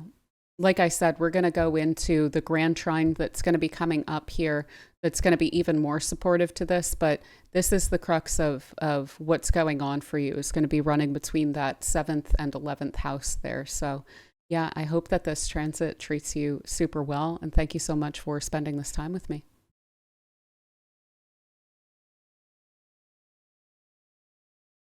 All right, so for Libra, we have Jupiter in Cancer trine to Saturn in Pisces, running between your 10th and your 6th house. So this is fundamentally about your working life and your goals, your routines, and how those routines are supporting your long-term goals and your plans here, your sense of reputation and public standing. So if we're speaking about kind of a traditional career path that you're pursuing, whether that be a job that you have, a career that you have in a specific industry, maybe working for a company or a university or something like that, or running your own business. Basically, if there's a career path in the picture here, this is really likely to speak directly to that and to career expansion through your sense of day-to-day dedication and effort, and being really clear about what your longer term goals are, what you're setting your sights on in terms of expansion, and making sure that day in and day out, you're putting a little bit more and more and more effort toward that, and that you're really hitting your marks. So one thing is Saturn in the 6th can definitely be something of a taskmaster. So you may be feeling like you're being that way with yourself. I wouldn't necessarily shy away from that, because it's likely that you can get a whole lot out of that, basically. So it's that dedication and effort that's fueling career expansion here. So there's absolutely a reward when we're dealing with a trine between Jupiter and Saturn to putting in good clean effort, you know. Now, it's not necessarily about burning yourself out. We also do want to balance these things. But if this is an area of life where you really want to put a lot of focus throughout this autumn into the winter, I would say go for it, because it's likely you're going to see a lot of rewards there. So also then feeling like your work, those daily tasks, that routine that you have is more meaningful and more spiritually rewarding. Perhaps specifically spiritually, these are water signs, but spiritually also in the sense of enrichment of your life and your spirit. So feeling aligned, feeling like the effort that you're putting in is actually getting you to where you're wanting to go, and that there's some sense of this is what I'm here to do that's getting supported by that as well. So you may be becoming very organized and very focused on the work that you have at hand, in part because it feels like there's more substance to it. It feels less like just busy work or drudging through certain tasks and things like that. There's that bigger vision that is being activated each time you're exercising that Saturn in your 6th house, which is the effort and dedication that you're putting into the day-to-day. So really structuring your sense of service to others, certainly, but also to yourself. So taking care of yourself, your health, your energy levels, paying attention to that, paying attention to when you feel inspired, when you're feeling kind of drained, and really respecting that, as well as creating a sustainable routine for yourself. So structuring the sustainability of your routine. This, again, it's not just about burning the candle at both ends, going all in and burning yourself out. This is about what level of push and pull here is going to get me to a place where I'm able to make a lot of progress, but I'm also not pushing myself such that I wind up then needing to pull way back. So finding a sustainable kind of a routine here for you, and being really honest with yourself also about your energetic resources. We are going to have some of the personal planets, really like pretty much all of them, are going to be going through your 2nd house, and they're going to be aligning with all of this as well. So your energetic resources are going to be really important here, and keeping that in mind and being, again, really honest with yourself about that. Just because a sense of structure and organization can help you to get what you usually would take 8 hours to do down into 5 hours doesn't mean that you can sustain that for 8 hours. Now, on the other hand, though, if you're able to sustain that for 5 hours and you're able to manage your work day, then all the better, because you have a little bit then more time to kind of get off your own back about things, you know? So really, what is that sustainable level for you? Being really honest with yourself about that and not comparing that to others. This is about doing your own best, not the quote unquote best work, you know?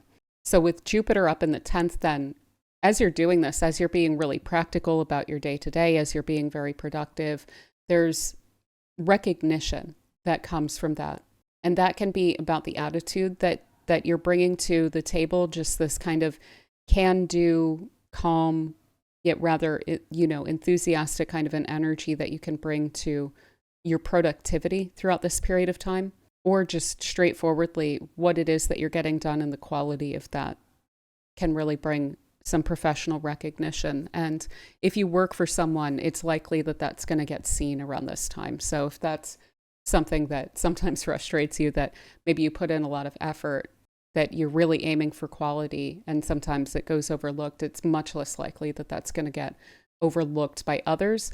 And also, it's much less likely that that's going to feel like, oh, what's the point? Because Jupiter is pointing out what the point of that is. But yeah, like I mentioned, creating a sense of balance between your ambition and your well-being. So this is all about sustainable growth, steady growth throughout this period of time that is highly, highly productive. I mean, that's really what's ideal. The whole hustle culture thing, the let's have, 5 side gigs and we should always be working and grinding. That's not sustainable. And people are going to be burning themselves out left and right with that. But that sustainable productivity that gives you a sense of having gotten things done and having a sense of satisfaction in that at the end of the day, but not being so burnt out that you're like, I just want to order delivery instead of going to actually get some groceries or something like that at the end of the day, So creating that sense of balance there and being satisfied in that is really what this is speaking to. And yeah, like I said, we're going to look at that grand trine in, I think, the next video here. And we'll look at what that second house is also feeding into this with and supporting this with. But I really wanted to focus on just Jupiter and Saturn for today, because that's really the crux of the issue here. It's going to be that dedication and expansion for you in terms of your goals. And I know I mentioned a lot of stuff about career.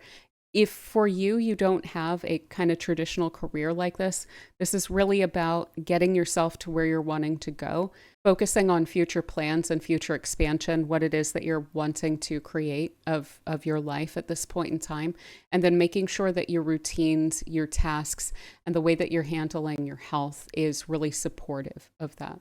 So also definitely feel free to extrapolate what I said also in that direction. But yeah, I think that's pretty much what I have for you, Libra. So I hope that this transit treats you super well. And thank you so much for spending this time with me.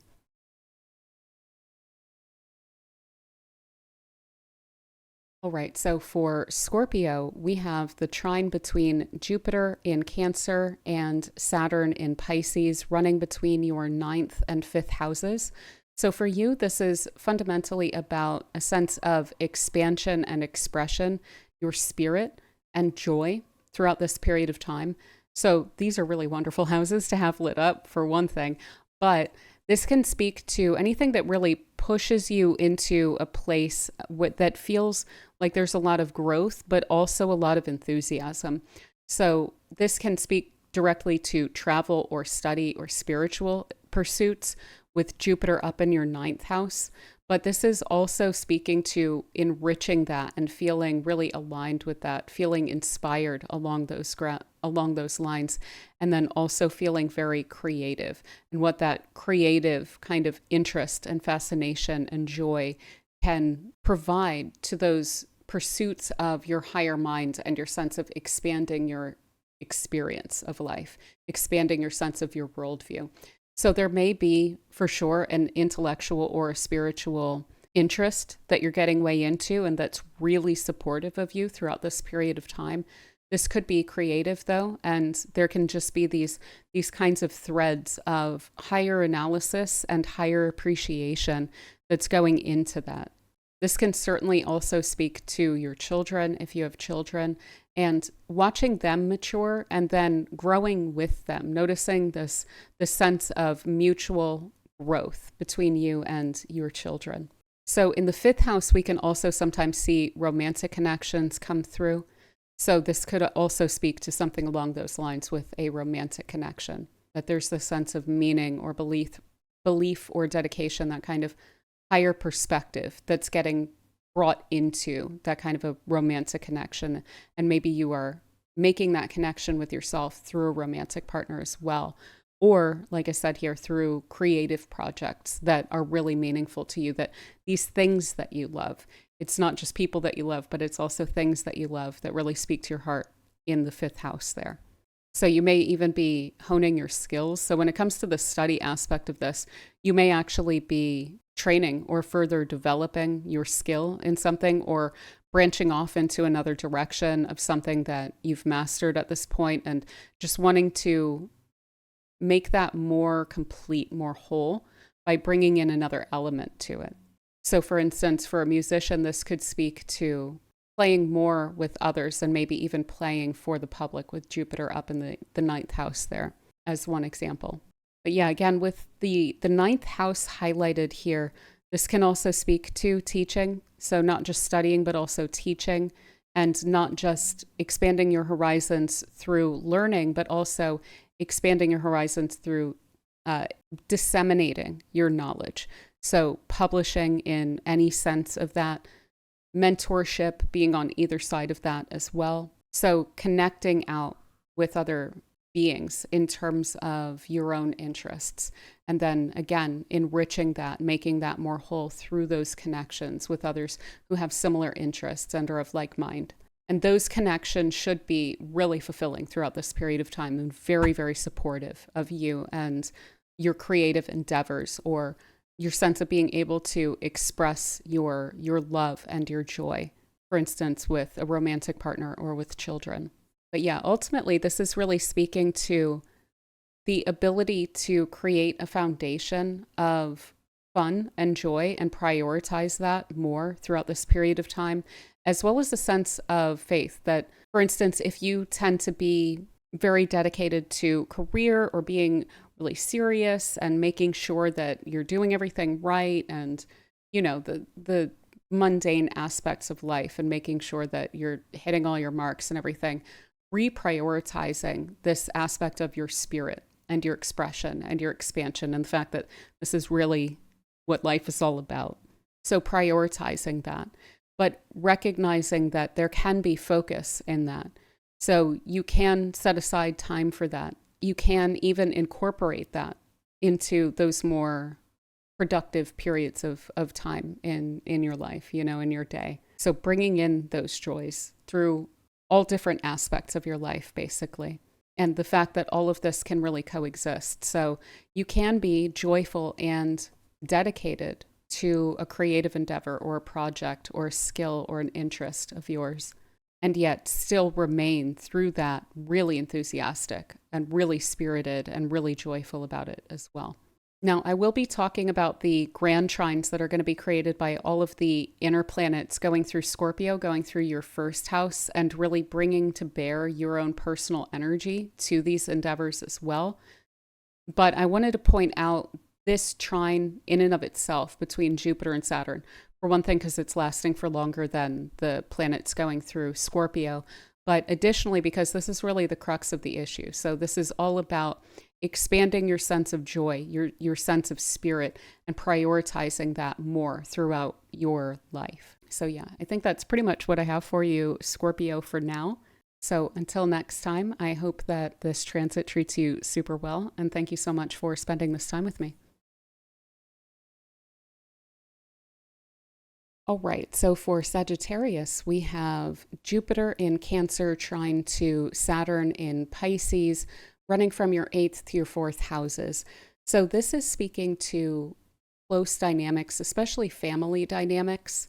There's very likely to be a lot going on with regard to conditioning, and that which you have derived from your family, especially your family of origin. And there's an opportunity to heal along those lines, but also to understand that in a deeper way. So with Jupiter up in your 8th house, there's an opportunity for deep transformation, for emotional healing, for addressing matters of dependencies, of vulnerability, of trust. And that is being supported by a sense of security and stability in yourself. So again, the extent to which you can make sure that your sense of security and standing and rootedness in yourself isn't interrupted or undermined by any family patterns or root work that needs to be done, that's going to be really helpful. So there may be two different kinds of aspects where this is working on for you, basically, in order to help you to get the best out of both. But ultimately, this is speaking to a sense of deep transformation of your emotional nature and of your ability to connect emotionally with other people from a place of valuing yourself, valuing other people, and trust. Now, the 8th house also brings in questions around investments, joint finances, so those shared resources that are material as well. So for one thing, there can absolutely be something about inheritance here. I would expect for that to be functional and to be supported. There may be delays and things like that, but this wouldn't indicate to me that there would be a problem there. But you may also be called upon during this period of time to, for instance, guarantee something for a family member, like a loan or whatever, or invest with someone, or maybe have a parent move in with you, or take on some responsibility, some resource-related responsibility for a family member, to be responsible for that yourself. And I am speaking generally there because, again, this can be an emotional resource that you're needing to provide. Like, you may have a family member that is kind of needy right now, or they need a lot of affirmation, a lot of assurance, a lot of guidance, a lot of talking things through, something like this, where you're bringing a resource that you have to bear in order to help a family member as well. And there may even be a reciprocal, interesting kind of a aspect to that too. So for instance, if you are needing to provide an emotional resource to a family member, you may be recognizing some family patterns that are playing out for you as well around this. So that could go in a couple different directions. For instance, if this is a parent that does this sometimes, you may recognize something about boundaries that you do need to have. So it's beneficial to you that this is coming up, even though it's a responsibility that maybe should not be fully yours. On the other hand, it may help you to recognize, wow, I'm actually like pretty emotionally secure, and I should give myself some kudos for that, because I'm able to not only manage my own emotions, but I'm also able to help other people with theirs as well. Whereas there are some people who have trouble managing even just their own emotions, let alone that of other people. So it can be a both sides kind of a thing where, I mean, let's look at this from, if this is a sibling, maybe they are also supporting you, and maybe you guys are discussing some patterns or something like this, where you're both recognizing where some of these things are coming from, and maybe helping each other to shed some problematic patterns and maybe get into some better ones. It's definitely going to vary for different people, but I will just say, whatever's coming up along those lines, this is really productive. It's really constructive. It's quite helpful. So if this is something that you're doing on your own, which you may very well, yes, it's a matter that has to, quote unquote, do with other people and your trust and things like this.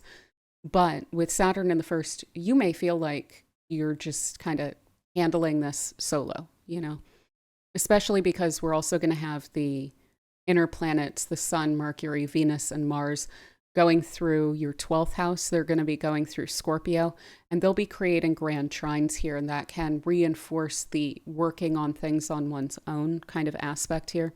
You may even be working a lot on your own in order to pay off some debts or something like this as well. But ultimately, the crux of this question here that's coming up to be developed, to be grown through, to be improved upon, to be made more secure and stable and orderly, sustainable for you, is around questions of your grounding and where it is that your resources intersect with other people. So are you emotionally secure, stable, grounded enough to be able to be vulnerable and trust other people? If you're saying maybe not, or if you're feeling tension around that, that is perfectly normal. I certainly would. I think most people certainly would. That's a really big ask of us. And we do put up some walls around stuff like that.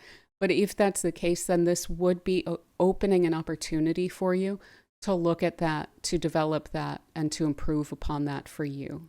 So it's really about that inner security that can fuel trust in close relationships, even if close relationships have been frustrating before. There is the ability to transform that with Jupiter in your 8th, of doing that very differently going forward. And that may be, going back to what I was saying in the beginning, a matter of boundaries. That is an emotionally secure way to be able to be vulnerable with people, is knowing exactly where your boundaries are and then trusting yourself to enforce those.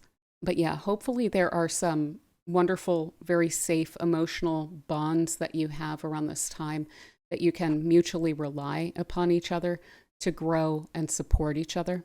But if this is something you're doing on your own, it's speaking to your ability to create those safe emotional bonds for yourself with other people.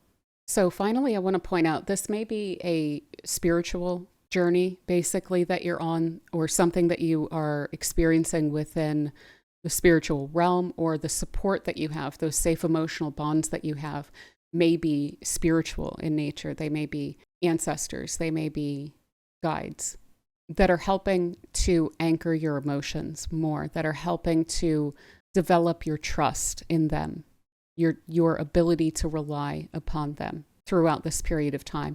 And the more that you're able to rely upon them with this alignment, this would definitely say the more secure, the more grounded, the more stable that you're likely to feel within yourself as well.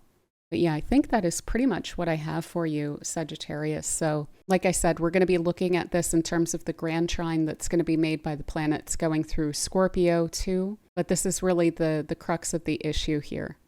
So I hope that this transit treats you super well, and thank you so much for spending this time with me. All right, so for Capricorn, we have the trine between Jupiter in Cancer and Saturn in Pisces, running from your 7th to your 3rd house. So for you, this is really fundamentally about your connections with other people, your communication. So this may feel like a pretty busy time, socially speaking, and this may be tied into work. It can be tied into just community relationships. Basically, what we're dealing with here in terms of significations is the 3rd house speaking to daily connections, your neighbors, your siblings, extended family, and the people that you kind of casually deal with day to day. And then the 7th house has to do with one-on-one connections, partnerships, things like this. So between those types of connections, there's a lot going on here that's speaking to some level of responsibility and development growth. So there's an opportunity here to really ground a lot of your connections with people, to grow those connections, to make them more supportive, to make them more robust, basically, with this trine here. One thing that's going to be really pivotal is going to be communication. Since you have Saturn in your 3rd house, this is a very communicative place. So you may feel like there's a lot of text coming in. There's a lot of emails you need to respond to. There may even be like community events or things like this that you're needing to plan or head up. Or if you're not in a position of leadership within that, to kind of push for development along those lines. And you can be a really excellent anchor for something like that with this lineup here. There may even be some interesting aspect of travel, needing to go somewhere, needing to do a bunch of like running around town or longer distance travel, basically, specifically to connect with certain people. So there's a lot of planning and strategizing, trying to decipher, okay, how are we going to move these things along? This could have something to do with plans that you made in late 2020 when we had the great conjunction of Jupiter and Saturn. It doesn't necessarily have to be, but if there was something that you set off about resources and developing those, this can be coming to a point where there's a lot more support there, where there's a community around that, basically, where you're working with other people in order to develop. Now, this is also quite significant when it comes to contracts, documentation, things like this. So one thing I would recommend is definitely making sure that you're quite clear about that. You're likely to feel like there's a go-ahead here, like you should get into a contract. And there's not any major indication that you shouldn't, but that Saturn in your 3rd house just encourages you, make sure that you're really clear on the details, the wording, the communication of what that is. And if you are clear about what's expected, if you're clear about the structure of how you're moving forward with a contract or a partnership or something like this, then that should actually be quite supportive, either to start something off along those lines or to renegotiate. So yeah, like I was alluding to, this can also definitely speak to being put in a leadership position or feeling responsible for other people, feeling responsible for your connections, and really needing to put in a lot of dedication to that.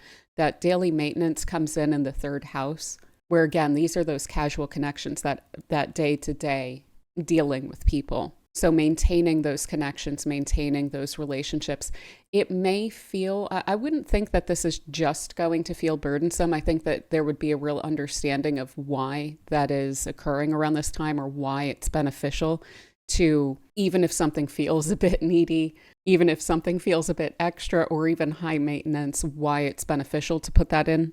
But this does look ultimately really reciprocal, basically, especially around making sure that you're on the same page.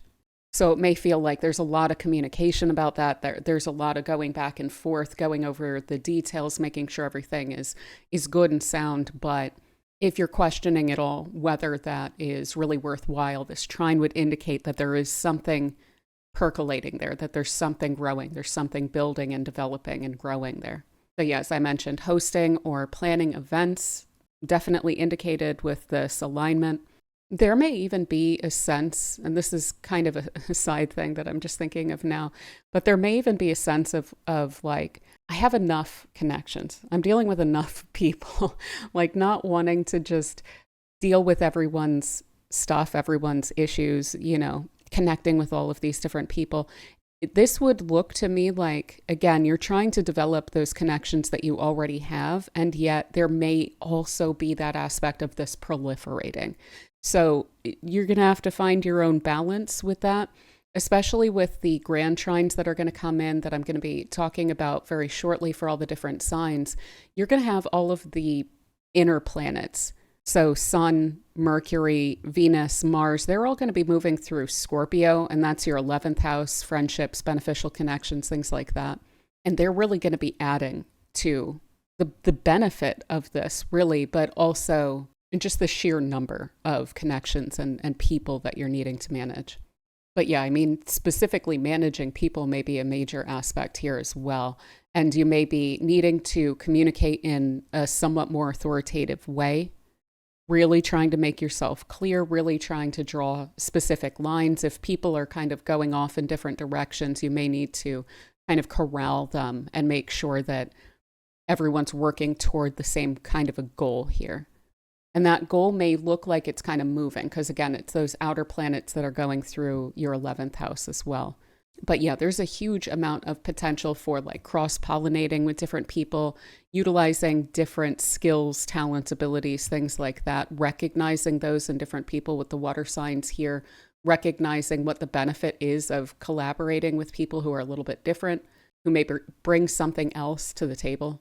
Especially if there is any sort of community organizing, event planning, something along these lines that's going into this, really having all different types, I think is going to be something that's going to give you a lot of confidence and greater security in what it is that you're trying to pull together here. But yeah, other than that, I would just say there may also be a bit of a serious tone or like to communication, to your conversations. So if you've been trying to sort something out with a partner, this is actually really helpful to that end. Yeah, it might be a lot. It might be very serious stuff. It might be quite emotionally laden, aspects like that. But again, this is very productive and constructive, this trine here. So even though we do have Saturn in that third house, that Saturn's very much inclined to help. It's trine to its own ruler since it's in Pisces, and it's trine to an exalted Jupiter in Cancer. So if there has been stuff that maybe a partner and you, romantic or a close friend or a business partner, have been trying to sort out, this is really helpful, and I would recommend utilizing it for something like that. But yeah, I think that's pretty much what I have for you, Capricorn. Like I said, we're going to look at the grand trines as well, but I really wanted to get the scaffolding down of Jupiter and Saturn. That's really what even the grand trines are going to be speaking to as we move through October and through even into the winter. So this is going to be a pretty long-term focus for us. And I definitely wanted to make sure that I laid that out before going into the trines and how they're aligning for us. So yeah. With all that said, I hope it treats you wonderfully, and thank you so much for spending this time with me. All right, so for Aquarius, we have the trine between Jupiter in Cancer and Saturn in Pisces, running between your 6th and 2nd houses. So for you, this is fundamentally about your material life, so the practical details of life, finances, resources, be they energetic or material, as well as your daily routines, your working life, your health, things like this. So there's a need to balance between those two and a real opportunity to do so. You may really feel like you're getting what you're putting in, or that what it is that you're receiving from your efforts is really directly commensurate with the amount of energy that you're putting in, which can be great, but it can also be a little bit frustrating because it's like, man, I just need to keep putting energy into improving and improving and improving upon this. This would also really indicate that if you have been feeling at all financially frustrated, there's an opportunity to develop upon your skills that can be really supportive of the growth of your resources long term. And the more that you can ground your activity, your routines, your working life with a sense of clarity of purpose of knowing why it is that you're doing what you're doing. I know that sounds kind of basic, but it's so easy to just go into autopilot and just do what you have to do and just try to get to the end of the day to where you can relax and not have to worry about it. But the extent to which you can be really clear about what your purpose is, again, even on that day-to-day level that the sixth house tends to deal with, the more that you can connect that day-to-day routine, and I do mean this like on a daily level, like today I'm doing this and it's contributing to that long-range plan of mine to improve the quality of my life, to improve upon my skills and my resources. I think that that's going to help a lot with motivation here, because this is a period of time where, again, the quality and the amount of work that you're putting into things is going to be really significant and important when it comes to matters of success and then material and emotional reward from that effort as well. So I think that clarity of purpose is going to be really important for that as well. And again, doing that on a daily basis. So as I mentioned, skills are going to play into this quite a bit. That comes in with the sixth house, and we have an exalted Jupiter there. So if you are able to improve upon your skills, and this might not be some kind of cut and dry thing. You may really like be a master in your field. You may have completely mastered your job. Maybe you've, been in the same position or in a similar position for a couple decades now. But are there little things around the edges? Are there certain programs that you can understand better in order to become a bit more efficient with them? Are there people skills or emotional skills that you're able to bring to bear a little bit better? That maybe it's just watching YouTube videos or something like this, or maybe it's an online course or something. Maybe it is even finding that sense of relaxation and richness, the richness of life on a daily basis that you're able to connect to, that can just soften up and make feel that each day is more rewarding, if that makes sense. Those moments that you have, like I was saying, where sometimes you're just on autopilot. You're trying to get to the point of the part of the day where you get to relax, If you are able to enrich that period of time as well, that may also wind up feeding into this quite well, because that Jupiter can definitely go either way. It's a pretty indulgent, a pretty emotional, a pretty comfort and security seeking kind of a Jupiter. So it may also be saying like there's a richness that's needed within your daily life. And I don't just mean that materially, I mean that really emotionally, specifically. Feeling connected, feeling like your day-to-day life is worth it. I hate to put it that way, but that is something that we often lose sight of. So yeah, there's something that if you're able to develop that, if you're able to improve upon the kind of myriad of things that I just mentioned there, that's going to pay off. That's where that Jupiter trine to Saturn is going to be really supportive of your resources, materially and emotionally. Additionally, if there's some aspect of being of service to others that's really important to you or has been kind of coming up in your mind due to Jupiter being out there in your sixth house, developing upon that, following that thread can help a lot with self-worth, with a sense of being anchored and rooted in your own sense of values. So, for instance, the world being very erratic and weird right now, tying yourself to something that feels like it's really aligned with your values may help to, again, shore up that sense of security and stability that might be a little bit more difficult to see out in the world right now. If you're able to kind of create that in yourself out of a sense of the meaning of your values and you putting time, effort, energy into that, I think that that's also going to be really enriching, and enriching in the sense of also that anchoring you, having you feel more grounded, more in control of your own life and your own future. So yeah, another thing that this is going to be speaking to, and I'm going to talk about this more as we look at this in terms of the grand trines that are going to be created as the inner planets, the Sun, Mercury, Venus, Mars, are going through Scorpio. They're going to be going through your 10th house as well. So they're going to create that kind of triad between these material success-based houses here. But this ultimately is going to be the scaffolding for that. It's going to be the foundation for that. So there's this proliferation of work with Jupiter in your sixth house that's going to be feeding into that sense of professional stability up in the 10th house and financial stability down in the second house as well. So these energies are really flowing together where the resources that are derived from either career or your future plans, your investments, things like this, and your effort, the energy that you put into things, your routine, and the resources that you bring to bear, both in terms of your skills, your finances, and your emotional maturity, your emotional disposition, basically. All of that is flowing together in a really productive way throughout this period of time. But again, this is really about the skills and the resources to really bring it down to just base level. That's what this period of time is really about in order to enrich your sense of quality of life and purpose. One final thing I would mention here is that this does also speak to specifically energetic resources, which have to do with health. So those should hopefully be playing together quite well with this trine, but that is going to be something that's worth keeping in mind.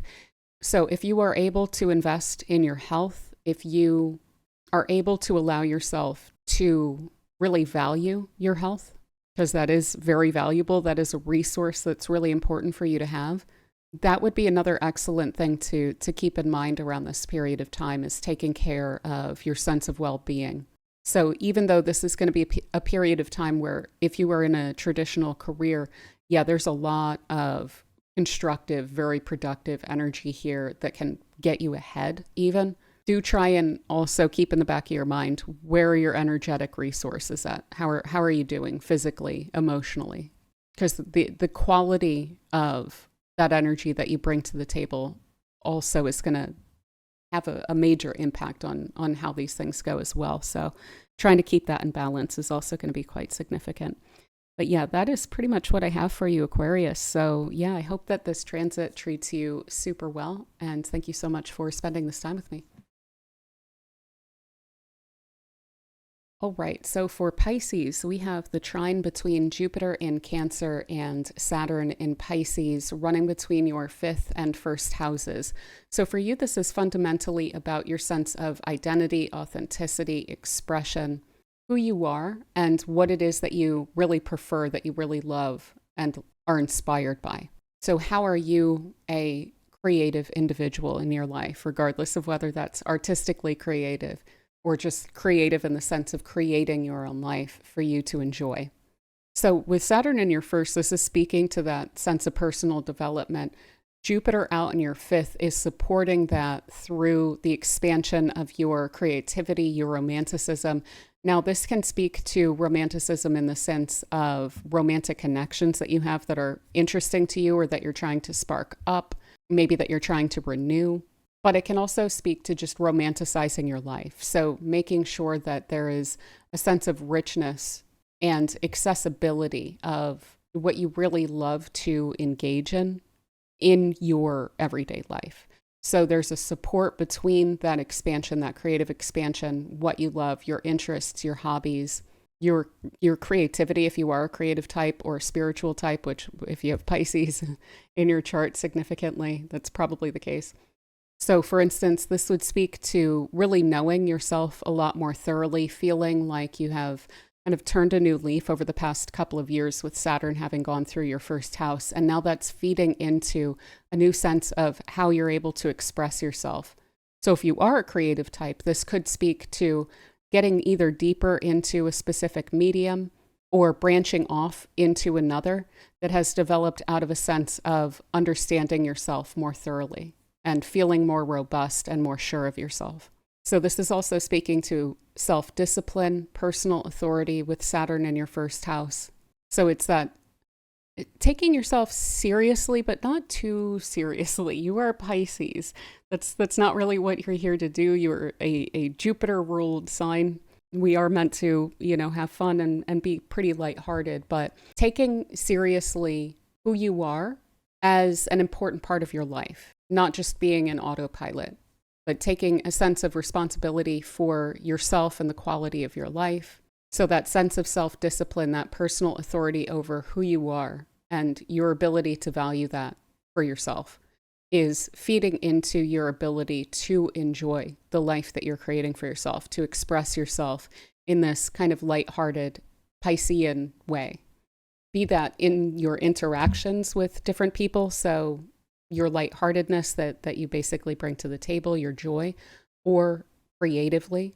This can certainly speak to matters of parenting, coming into a new phase of that where you really feel tuned in with that. You really feel very clear about what type of people am I trying to create in the world, and how can I best connect with them in order to ensure that they have everything that they need in order to develop in that way.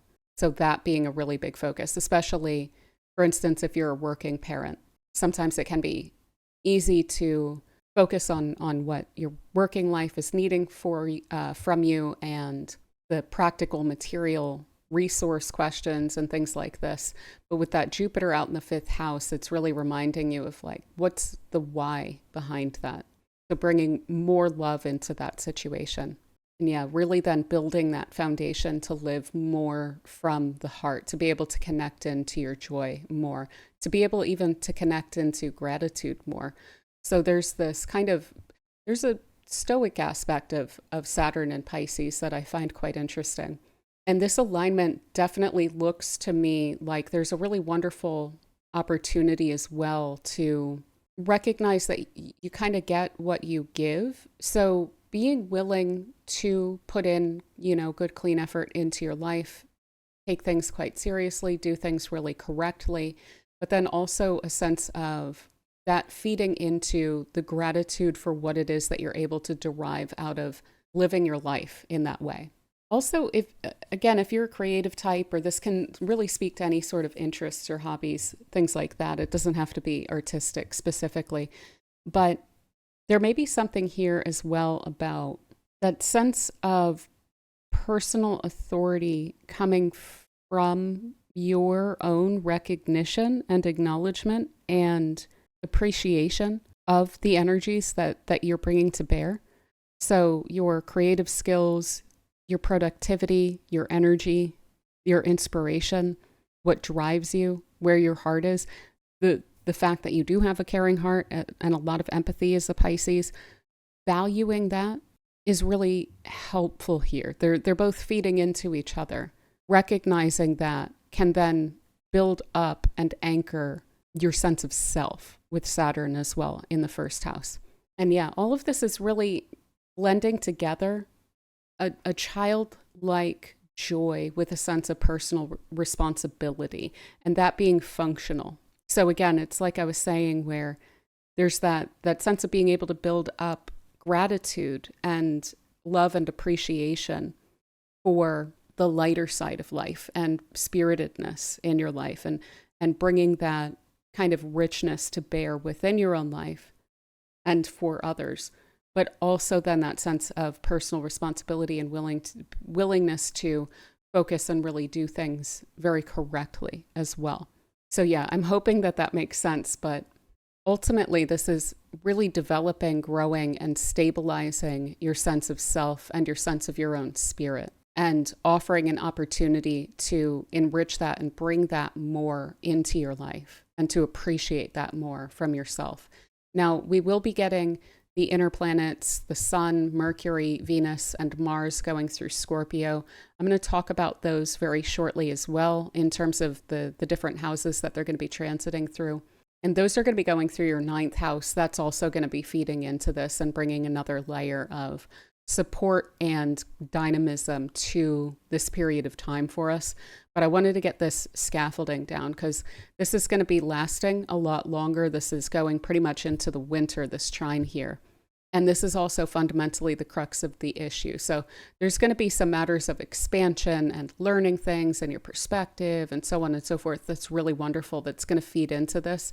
But for you, this is ultimately about you and what it is that you're bringing into life, into your own life, into the spirit of your life, basically. So yeah, I hope that this transit treats you super well, Pisces, and thank you so much for spending this time with me.